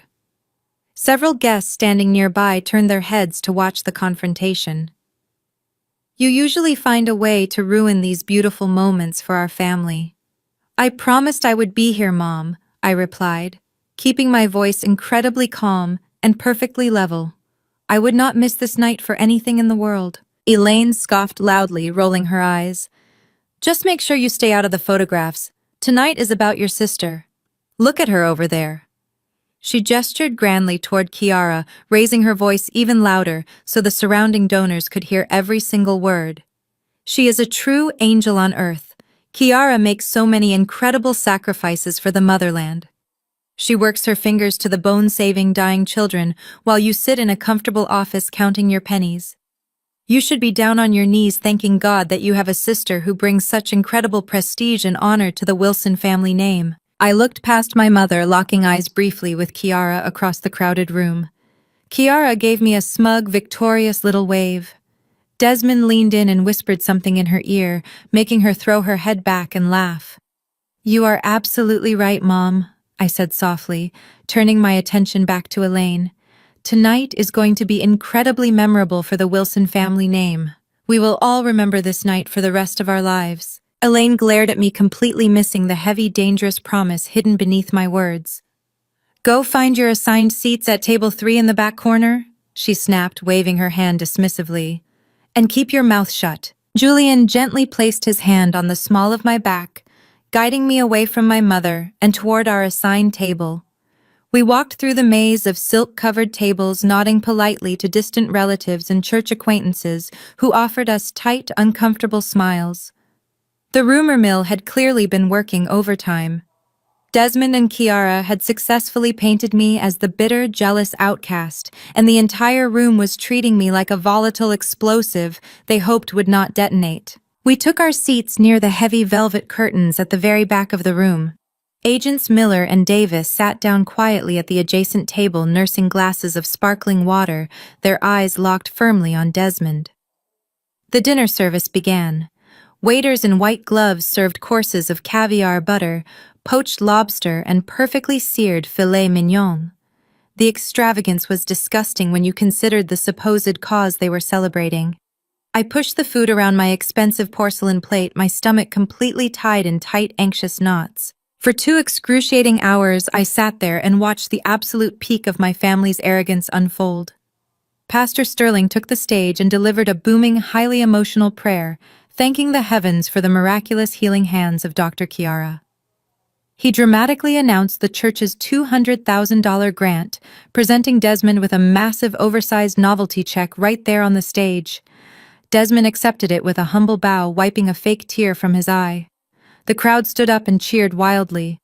I watched Agent Davis pull out his phone under the table, quietly typing out a message, likely instructing his team outside to log the physical check as additional federal evidence of wire fraud. Finally, the main event arrived. The waitstaff cleared the dessert plates, and the ballroom lights dimmed significantly. A single bright spotlight illuminated the polished wooden podium at the center of the main stage. The ambient chatter in the massive room quickly faded into an excited, hushed silence. My father Harrison walked up the steps to the stage. He looked incredibly proud, his chest puffed out, soaking in the absolute attention of Atlanta's most elite citizens. Trailing right behind him was the senior partner of his high-priced corporate law firm, carrying a thick leather portfolio containing the legally binding property deeds. Harrison tapped the microphone twice, sending a sharp thud echoing through the expensive sound system. "Ladies and gentlemen, distinguished guests, family and friends." Harrison began, his deep voice radiating with authority and immense pride. "We are gathered here tonight to celebrate more than just charity. We are here to celebrate legacy. For decades, the Wilson family has been blessed with abundance. But true abundance means nothing if it is not shared with those who are suffering in the darkest corners of the world." The audience murmured in respectful agreement. Chiara stood near the podium, looking up at her father with wide, adoring eyes, playing the role of the humble, grateful daughter to absolute perfection. Desmond stood right behind her, his eyes locked hungrily on the leather portfolio resting on the podium. "My daughter, Dr. Chiara, has dedicated her entire brilliant medical career to serving the less fortunate." Harrison continued, his voice swelling with emotion. "She has sacrificed her comfort to build clinics, provide medicine, and perform life-saving surgeries on children who have absolutely nothing. Her foundation, the Ghana Medical Mission, is a shining beacon of hope. But a mission needs a permanent home. It needs a foundation built on solid rock." Harrison grabbed the heavy gold pen.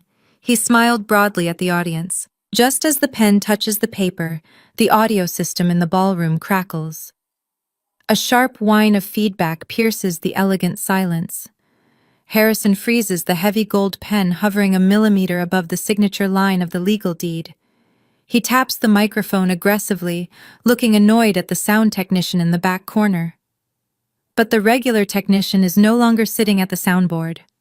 The young man has been quietly relieved of his duties by Agent Miller, who currently has a small, heavily encrypted flash drive plugged directly into the main audiovisual console. Suddenly, the massive crystal chandeliers hanging above us completely cut out. The grand ballroom is plunged into sudden, startling darkness. A collective murmur of genuine confusion ripples through the hundreds of wealthy guests. Waiters stop dead in their tracks, holding heavy silver trays of expensive champagne, unsure of exactly where to step. Then the giant projector screen behind Harrison flares to life, bathing the stage in a harsh light. It does not show a beautifully edited montage of smiling children recovering in African villages. It does not display the proposed architectural blueprints for the new medical clinic wing. Instead, the screen illuminates the room with crisp, high-definition footage of the dimly lit VIP parking garage beneath the Sovereign high-rise in Midtown Atlanta. The video is blown up to gigantic proportions, making the figures on the screen absolutely impossible to ignore. A collective breath is drawn by the captive audience as the heavy metal doors of the private elevator slide open on the screen. Desmond steps out. He is not wearing his humble charity suit. He is wearing an expensive silk shirt unbuttoned at the collar, a heavy gold chain catching the fluorescent light. Stepping out right behind him is the stunning, heavily pregnant woman wearing a tight designer maternity dress. The ballroom goes dead silent. You could hear a single pin drop on the thick carpet. On the giant screen, Desmond turns to the beautiful woman and places his hand lovingly on her swollen belly. The audio, enhanced and perfectly equalized by Julian's advanced forensic software, booms forcefully out of the massive concert speakers flanking the stage. "Ready for dinner, baby." Desmond's voice echoes through the Ritz-Carlton ballroom loud and crystal clear. "I am starving," the woman on the screen replies, laughing brightly. "And your son is kicking like crazy today. He wants an expensive steak." "Whatever my boy wants, my boy gets." Desmond laughs smoothly, kissing her cheek. "Let us take the new car." At the front of the ballroom, I watch my father take a sudden stumbling step backward. The gold pen slips entirely from his trembling fingers, clattering loudly against the wooden podium. Elaine rises slowly from her chair at table 1, her hands flying up to cover her mouth in unadulterated horror. The footage cuts to the pair walking toward the sleek, brand-new Range Rover. As Desmond opens the passenger door for the pregnant woman, she pauses with a small, concerned frown. "Are you absolutely sure you do not need to be at that church thing tonight?" she asks on the video. "You said your father-in-law was getting antsy about the big land transfer." Desmond on the massive screen throws his head back and lets out a loud, incredibly arrogant laugh. It is a cruel, mocking sound that slices violently through the tense air of the ballroom. "Harrison Wilson is a complete gullible fool," Desmond's voice booms over the speakers. The words hit my father like a physical blow. He actually recoils, clutching his chest. He is so desperate to buy his way into heaven and impress his elite country club friends that he does not ask a single financial question. And his idiot wife Elaine is even worse. She just wants to brag to her social circle about her saintly doctor daughter. Those pathetic church folks, Pastor Sterling and his entire blind board, they practically throw their loaded checkbooks at us. They are paying for this luxury car, baby. They are paying the rent on our penthouse. And next Saturday, when old Harrison signs over that Buckhead commercial property, we are immediately liquidating it, routing the cash straight to the Cayman Islands and taking a very long, permanent vacation. The pregnant woman giggles loudly, sliding into the rich leather seat of the luxury SUV. "I cannot believe they actually buy the whole starving children in Africa story. It is hilarious. People will believe whatever makes them feel good about themselves." Desmond replies callously, slamming the heavy car door shut. The video freezes on his smug, grinning face, staring triumphantly through the windshield. For 10 agonizing seconds, the grand ballroom remains plunged in absolute suffocating silence. It is the terrible silence of 300 incredibly wealthy, powerful people simultaneously realizing they have been systematically conned, mocked, and robbed blind by the golden couple of Atlanta. Then the room completely and violently erupts into absolute chaos. It starts with the sharp, distinct sound of a shattered crystal glass, as a prominent socialite drops her expensive champagne flute directly onto the marble floor. Then the furious shouting begins. Wealthy donors leap from their assigned seats, their faces turning bright red with righteous, humiliated rage. Board members of the Greater Light Fellowship turn aggressively toward Pastor Sterling, screaming, demanding questions about the church accounts. The pastor himself is gripping the edge of his table, his face a pale, sickly shade of gray, realizing his $200,000 grant has just paid for a secret mistress's luxury vehicle. On the stage, Desmond is frozen solid. The charming, smooth-talking financial officer is completely paralyzed, his eyes darting frantically around the dark room, looking for an immediate exit. But the main doors are currently blocked by the Ritz-Carlton security staff, who have quietly taken their direct orders from Agents Miller and Davis. The federal agents are standing casually by the exit signs, their hands resting near their suit jackets, perfectly prepared to intervene if the suspects attempt to flee the building. Harrison grips the sides of the podium, his knuckles turning stark white. He looks like he is rapidly aging 20 years in a matter of seconds.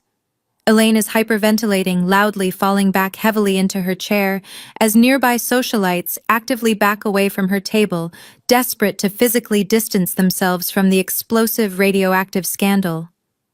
But Kiara is not paralyzed. She has spent her entire life expertly manipulating reality, and she immediately launches into the most desperate theatrical performance of her fraudulent career. She aggressively grabs the microphone from the podium, practically shoving our devastated father out of the way to reach it.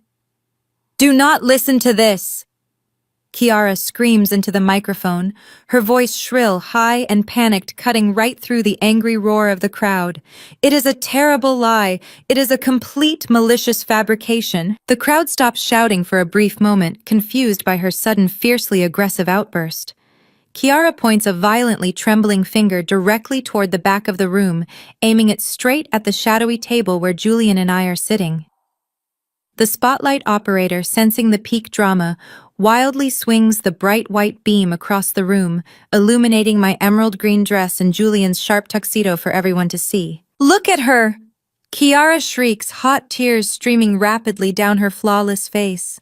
She is crying real tears now, but they are tears of sheer terror, not betrayal. "Look at my sister Charmaine. She has always hated me. She has been insanely jealous of my successful medical career since we were children. She owns a sophisticated software company. She knows exactly how to manipulate computers and data." That video is a fake. It is a malicious AI deepfake she created to ruin my charity and destroy my beautiful marriage. You all read the news. You know what artificial intelligence can do these days. She fed photos of my husband into a computer program to make this horrible, disgusting movie. She wants you to stop donating so children will suffer just to spite me. The ballroom begins to murmur loudly. A few of the older donors, unfamiliar with the complex nuances of digital technology, look uncertainly back and forth between the frozen image of Desmond on the massive screen and Kiara's sobbing, beautiful face on the brightly lit stage. She hired actors. Kiara wails loudly, clutching her chest dramatically. She mapped Desmond's face onto someone else. Desmond loves me completely. We are building a massive hospital for dying children, and my wicked, bitter sister is trying to steal the funding by putting on this disgusting digital magic trick. Please, you all know me. I am Dr. Kiara Wilson. I save innocent lives. Do not let her jealous, psychopathic lies stop the Lord's vital work. Elaine, ever desperate to cling to the golden illusion, immediately jumps up from her chair. "She is absolutely right," my mother shouts frantically, her voice cracking with wild desperation. "Charmaine has been actively trying to sabotage this entire family all week. She is deeply unwell and delusional. Somebody arrest her. Somebody throw her out of this hotel right now." Desmond snaps out of his paralyzed state, realizing his wife is throwing him a massive lifeline. He rushes forward, wrapping his arms tightly around Kiara, burying his face in her shoulder. "I would never betray you, my love," he yells into the microphone for the crowd. "This is an evil orchestrated attack on our ministry." The crowd is teetering on the edge. The sheer audacity of Kiara's lie is almost convincing enough to cast a shadow of a doubt. People want to believe in the beautiful, charitable doctor. They do not want to believe they have been played for absolute fools. Julian looks at me. He does not say a word. He simply gives me a single firm nod. The time for hiding in the shadows is over. I push my chair back. It scrapes loudly against the polished wood floor. I stand up slowly, feeling the weight of 300 pairs of eyes suddenly locked onto me. I do not look angry. I do not look unhinged or jealous. I look completely, terrifyingly calm. I step out from behind table 3 and begin walking up the center aisle of the ballroom. The sea of wealthy donors physically parts for me, stepping back, as if I am carrying a live explosive. My emerald gown sweeps across the carpet. My heels click rhythmically against the floor, a steady, inevitable countdown to their total, unavoidable destruction. I can smell the expensive perfumes mixing with the sharp scent of nervous sweat as the elite crowd watches me. The whispering completely dies down as I pass each table. No one dares to intervene. No one dares to speak. I walk past my mother, who is trembling and glaring at me with raw hatred. I walk past Pastor Sterling, who refuses to meet my eye. I walk all the way to the front of the room, stopping directly in front of the main stage. The DJ booth is situated just off to the left of the stairs. The young DJ is staring at me, his mouth hanging slightly open in shock. I reach over the soundboard and gently pluck the wireless backup microphone from his trembling hand. I flip the switch. A small green light blinks to life. I look up at the stage. Kiara is clutching Desmond, her chest heaving. Harrison is staring at me, his face an unreadable mask of devastation and desperate denial. I raise the microphone to my lips. My voice echoes through the massive ballroom, cool, precise, and slicing through the tension like a surgical scalpel. If the video is a fake, I say my words ringing with absolute, undeniable authority. Let us look at your medical degree, doctor. Because unlike artificial intelligence, federal registry suspensions and forged board signatures are incredibly real. And the federal agents standing by the doors right now are very eager to discuss them with you. I lower the microphone slightly, letting silence stretch across the ballroom. I give a sharp nod to Agent Miller at the soundboard. He taps a key on his laptop. The projector screen flickers. The image of Desmond and his mistress vanishes, replaced by the red banner of the Federal Medical Registry. The letters loom over the crowd. NPI suspended. Fraudulent credentials. Look closely at the screen, I announce, my voice echoing off the chandeliers. This is the official federal database for licensed medical professionals. My sister, the surgeon, you have been throwing your money at, is not a doctor. She has not been a doctor for a decade. She failed out of her surgical residency in her second year. The Massachusetts Medical Board permanently revoked her eligibility to practice after discovering she was forging clinical hours and stealing hospital prescription pads. A collective gasp rips through the room. Kiara shakes her head wildly, her perfect updo beginning to unravel. It is a lie, she screams, her voice cracking. I have my license. I showed it to my parents. You showed them a piece of paper you bought online, I counter swiftly. You used the official seal of a governor who died 3 years ago. You are nothing but a phantom doctor running a ghost charity. As for the miraculous surgeries you claim to perform, let me hand the floor over to an actual professional. Julian steps forward from the shadows. He does not need a microphone. His commanding voice projects effortlessly across the silent room. I am the lead forensic pathologist for the state, Julian states firmly. The X-ray Kiara displayed earlier tonight does not belong to an African child. That X-ray is a forensic sample from a 32-year-old homicide victim. I personally autopsied that body 2 years ago in Chicago. The patient died from a point-blank shotgun wound. Your golden doctor is using photos of murder victims to solicit donations. The wealthy donors sitting at the front tables physically recoil in disgust. Several women cover their mouths in absolute horror. The illusion of the heroic medical mission is shattering into 1,000,000 irreparable pieces right in front of their eyes. But I am not finished. I am here to burn the entire foundation to the ground. I raise the microphone again. Agent Miller switches the slide on the projector.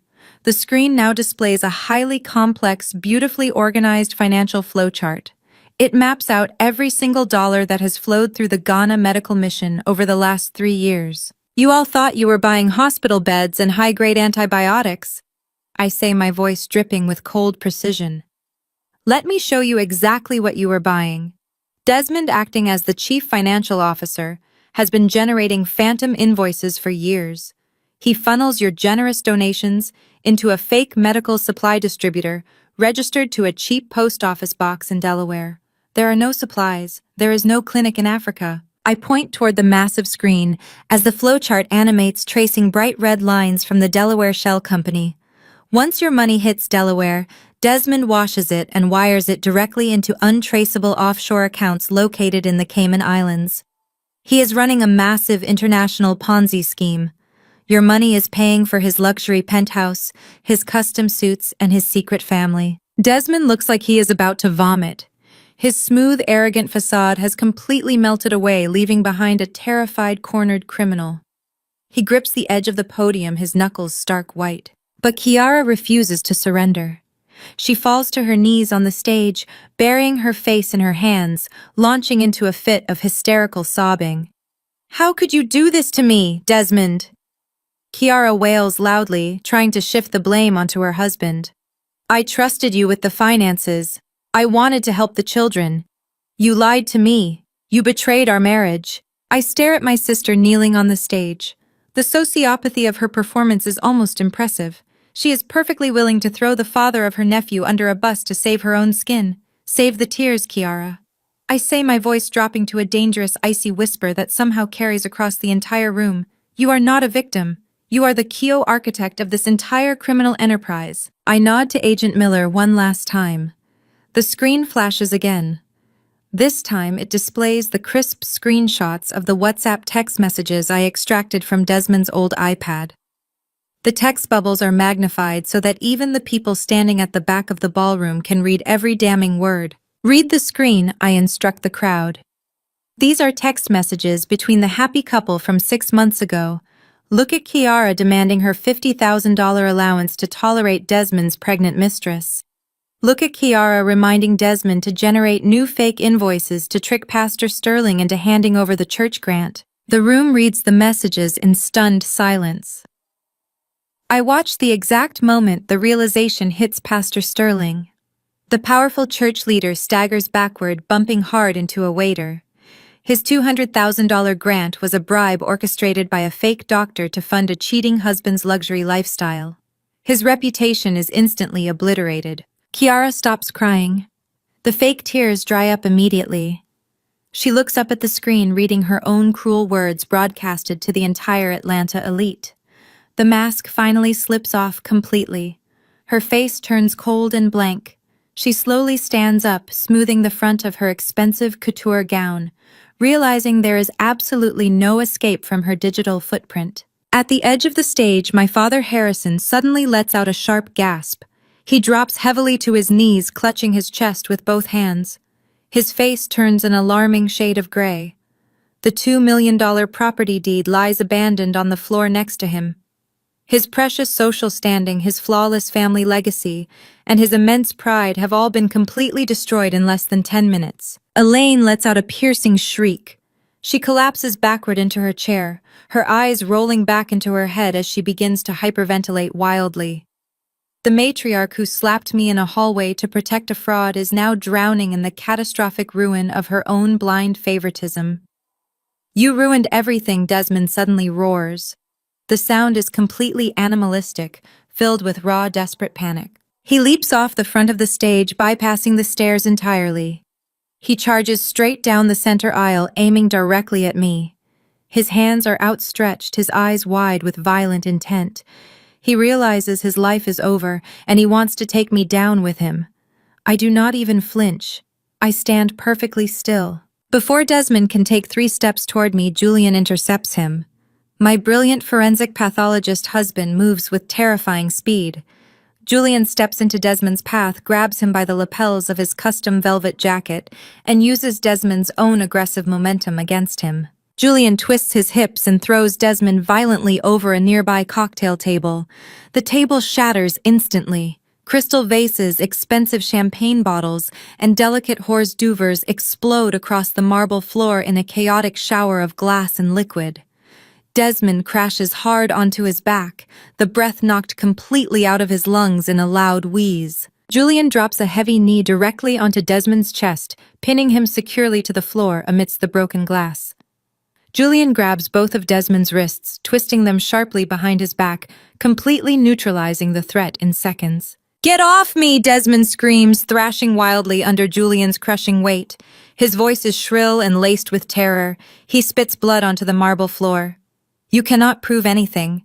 You have screenshots and some fake tax documents. You have no actual proof of where the money went. You cannot trace the offshore accounts." Desmond is screaming so loudly that he does not hear the heavy commotion echoing from the Grand Hotel lobby outside the ballroom. I look down at the pathetic man currently pinned to the cold marble floor. I smile. It is a slow, deeply satisfied smile. "I do not need to trace the Cayman Island accounts manually, Desmond," I say calmly, looking straight into his eyes. "They already did it for me." Suddenly, the massive wooden doors at the back of the incredibly quiet Ritz-Carlton ballroom burst open with explosive force. The heavy mahogany doors crash loudly against the walls. The terrified hotel security staff steps aside immediately. A heavily armed small army of men and women surge rapidly into the room. They are not wearing elegant evening gowns or tailored tuxedos. They are wearing tactical gear, heavy utility belts, and dark navy blue windbreakers. Printed across the jackets in bold yellow letters are two specific acronyms: FBI, IRS. The acronyms hung in the heavy air of the ballroom like a swift, undeniable death sentence. Over 24 federal agents swarmed the opulent space, moving with a highly coordinated, terrifying efficiency that completely shattered the luxurious atmosphere of the Ritz-Carlton. They completely ignored the stunned wealthy socialites in their silk gowns and bespoke tuxedos pushing past the tables, with their hands resting securely on their utility belts. The classical string quartet in the corner had abruptly stopped playing, leaving only the sound of heavy tactical boots marching across the polished marble floor. Desmond was still pinned firmly to the ground by Julian. He did not even try to struggle anymore. The sheer, overwhelming presence of the federal government had entirely drained the fight out of him. Two towering agents in dark navy windbreakers approached the broken cocktail table. Julian stood up smoothly, stepping aside and brushing a stray shard of crystal off his tuxedo jacket. Desmond Wilson, the lead FBI agent, announced, his voice booming over the chaos of the room. "You are under arrest for conspiracy to commit wire fraud, international money laundering, and tax evasion. You have the right to remain silent. Anything you say can and will be used against you in a court of law." The agent roughly grabbed Desmond by his tailored velvet collar, hauling him up from the floor. Desmond stumbled, his face bruised and his lip bleeding from the brief scuffle.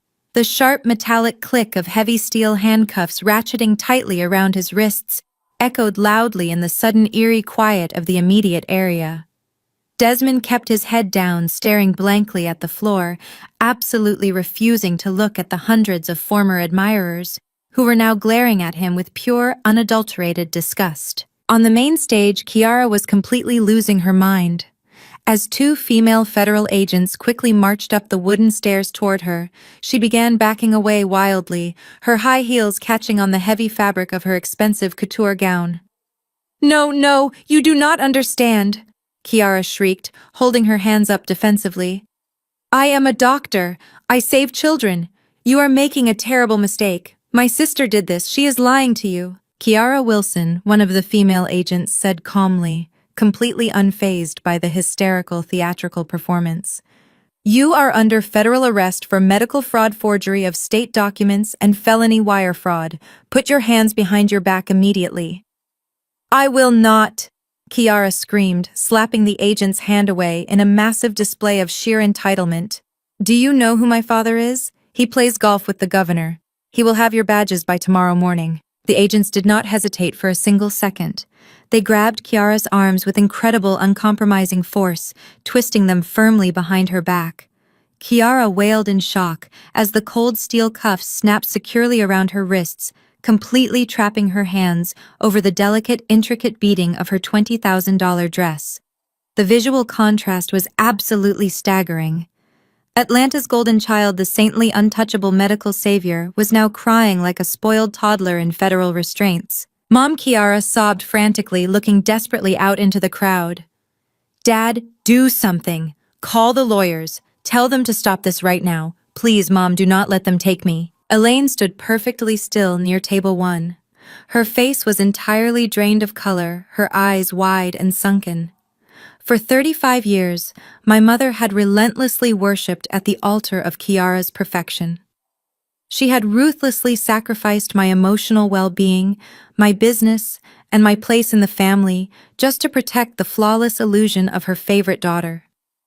But staring at the giant projector screen displaying the stolen funds and watching the federal agents cuff the child she had idolized, the absolute devastating truth finally pierced through her thick armor of denial. Elaine slowly looked at my father Harrison, who was currently slumped in a chair being attended to by a hotel medic.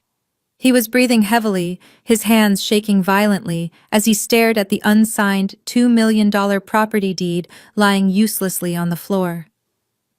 Kiara had not just lied about being a doctor.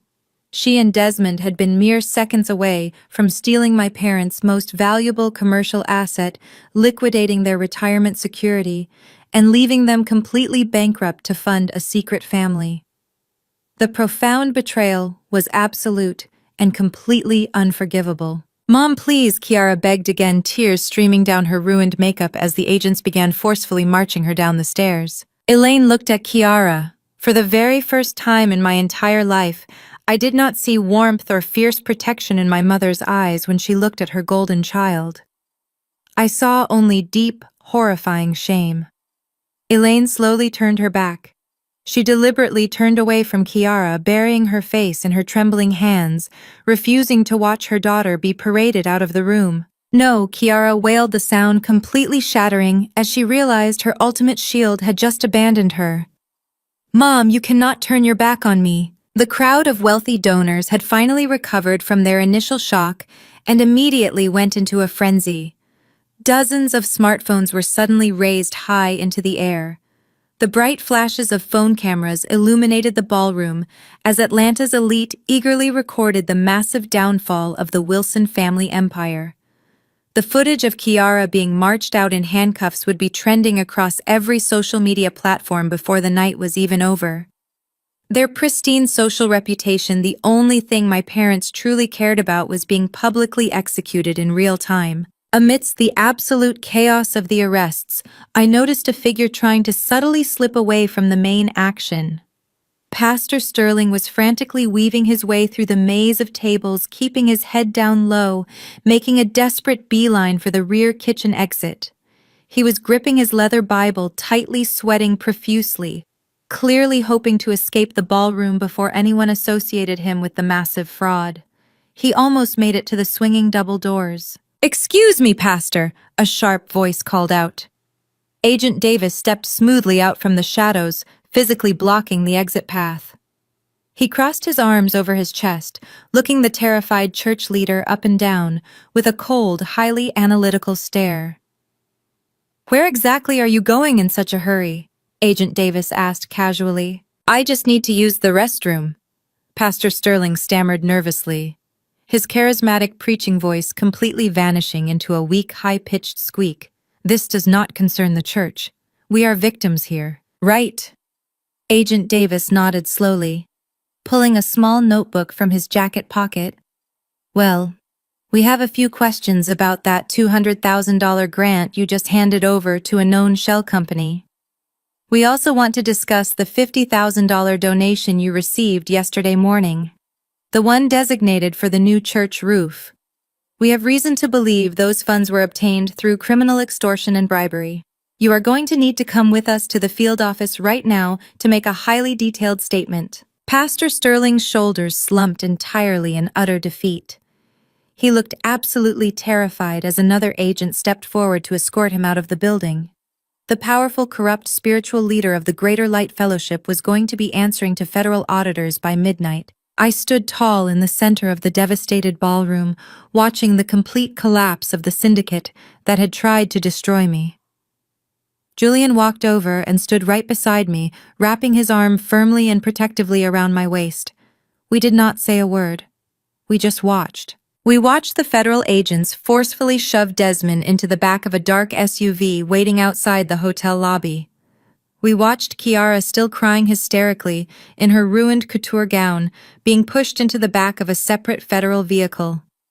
The flashing red and blue lights of the police cruisers painted the front of the Ritz-Carlton in chaotic, strobing colors. The loud sirens began to wail, cutting sharply through the humid night air as the vehicles sped away, taking the two people who had made my life a living hell straight to a federal holding cell. It was completely over. The massive, suffocating weight that had pressed down on my chest for my entire life was finally gone. I looked at Julian, and for the first time in weeks, I genuinely smiled. We turned our backs on the ruined gala, walked out of the hotel, and drove quietly home to our daughter. The night passed in a deep, peaceful blur. For the first time since my childhood, I slept incredibly well, completely untroubled by the toxic demands of my family. But the quiet aftermath did not last very long. The very next morning, the bright Sunday sun was streaming warmly through the large windows of our suburban kitchen. I was standing at the counter calmly pouring a fresh cup of coffee when the heavy brass knocker on our front door suddenly banged loudly. It was not a polite knock. It was frantic, desperate, and incredibly urgent. Julian looked up from his newspaper, his brow furrowing. He stood up immediately and walked out to the main hallway. I followed closely behind him, my hands wrapped tightly around the warm ceramic mug. Julian unlocked the deadbolt and slowly pulled the heavy wooden door open. Standing on our front porch were my parents. Harrison and Elaine looked absolutely nothing like the powerful, arrogant socialites who had hosted the gala just 12 hours ago.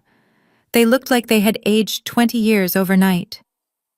Harrison was wearing the exact same wrinkled dress shirt from the night before, his tie hanging loosely around his neck. His face was deeply lined, his posture completely broken and defeated. Elaine was shaking violently, her eyes red and heavily swollen from crying all night long. "Charmaine!" My mother whispered, her voice cracking painfully as she looked at me with wild, desperate eyes. "Please, we need your help." Harrison swallowed hard, looking down at his expensive leather shoes, before finally meeting my gaze.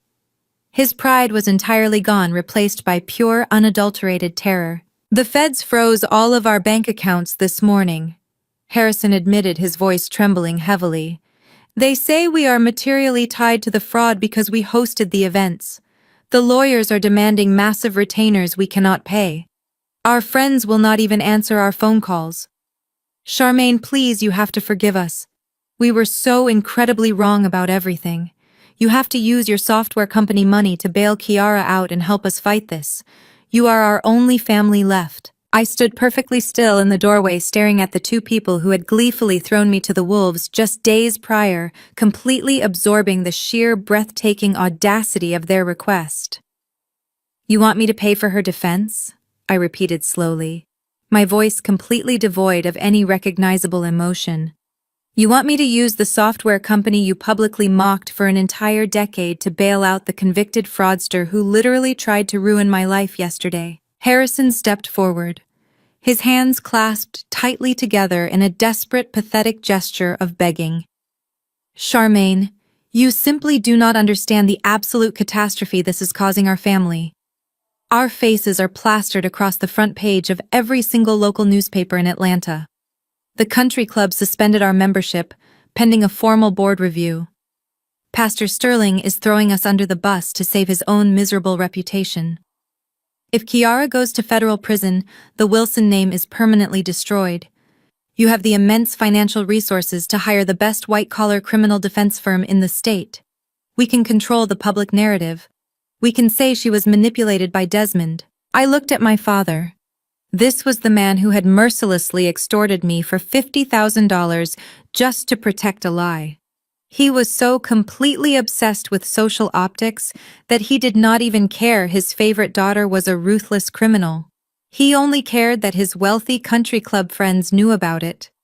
Elaine reached out, tears streaming down her ruined makeup. "Please, Charmaine," she cried out, her voice cracking painfully.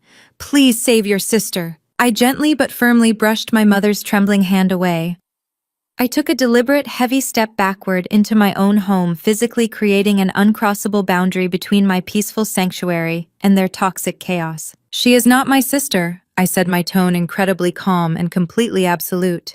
"She is a dangerous stranger who just happens to share my DNA. And you are not standing here asking for my help because you actually love her. You are asking for my hard-earned money because you desperately want to buy back the beautiful, flawless illusion you lost last night." "Charmaine, do not do this," Harrison warned, a brief, pathetic flash of his old, arrogant anger attempting to surface through his overwhelming panic. "Family protects family. That is how we survive." I shook my head slowly, feeling nothing but profound pity for the broken man standing on my porch. "No, Harrison. Family protects family. You protected an image. When I came to you with undeniable federal proof that Kiara was stealing millions from sick children, you slapped me across the face. You maliciously wrote me out of your precious $5 million family trust. You threatened my husband's career. You sent Desmond a clear, undeniable signal that he could destroy my business servers and threaten my innocent 5-year-old daughter, and you would gladly look the other way, as long as the gala went perfectly. You deliberately chose your perfect fake daughter over your actual loyal one. Elaine let out a wounded, suffocating sob, covering her face with both hands. I am completely done.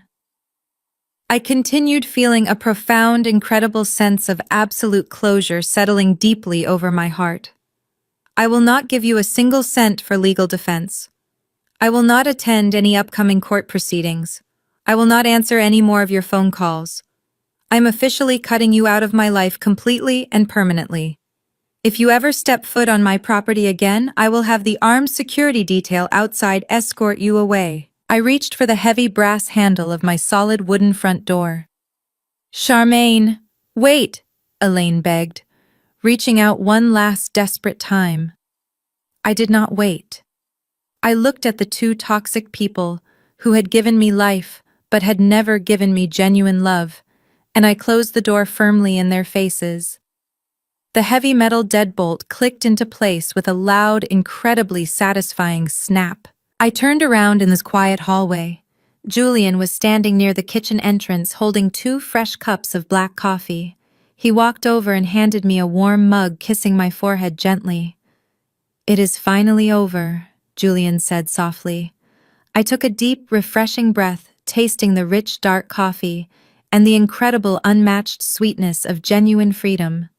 "Yes," I replied, smiling brightly. "It is finally over." Fast forward exactly 1 full year. The justice system moved with surprising speed. Desmond eagerly took a plea deal to avoid a life sentence. He was formally sentenced to 20 hard years in a maximum security federal penitentiary. His pregnant mistress completely abandoned him the very minute the Cayman Island offshore accounts were formally frozen by the federal government, leaving him with absolutely nothing but massive legal debts and a ruined life. Kiara stubbornly refused to take any kind of plea agreement. She genuinely believed her legendary charm, striking beauty, and perfect fake tears would somehow magically sway a sympathetic federal jury. She was spectacularly and publicly wrong. The diverse jury deliberated for less than 4 hours before finding her entirely guilty on all 74 counts of massive wire fraud, blatant forgery, and complex money laundering. The strict federal judge angrily sentenced her to 15 hard years in prison, permanently stripping her of every single stolen asset she ever possessed. As for Harrison and Elaine, the massive federal scandal completely bankrupted them both. The IRS mercilessly seized the Buckhead commercial property and all their personal investment accounts to pay back the deeply defrauded charity donors. Stripped entirely of their vast wealth and their heavily protected, prestigious reputation, my parents were immediately forced to downsize into a very small, cramped apartment. My business exploded. Major healthcare conglomerates saw exactly what my proprietary software could uncover. My company tripled in size. Julian became the lead forensic consultant for the entire state. Our daughter Maya finished kindergarten, growing up safely. Cutting off dead weight is not a sign of weakness. It is self-preservation. Build the beautiful, peaceful life you always truly deserve. Thank you so much. The greatest lesson from this story is that sharing DNA does not give anyone the right to manipulate or exploit you. Society conditions us to endlessly forgive toxic family members in the name of blind loyalty. But true loyalty should never require your destruction. Walking away from an abusive environment is not a sign of weakness. It is the ultimate act of self-preservation. You have the absolute right to protect your peace, set firm boundaries, and build a beautiful life without guilt. Have you ever had to cut ties with toxic relatives? Share your story below and subscribe now.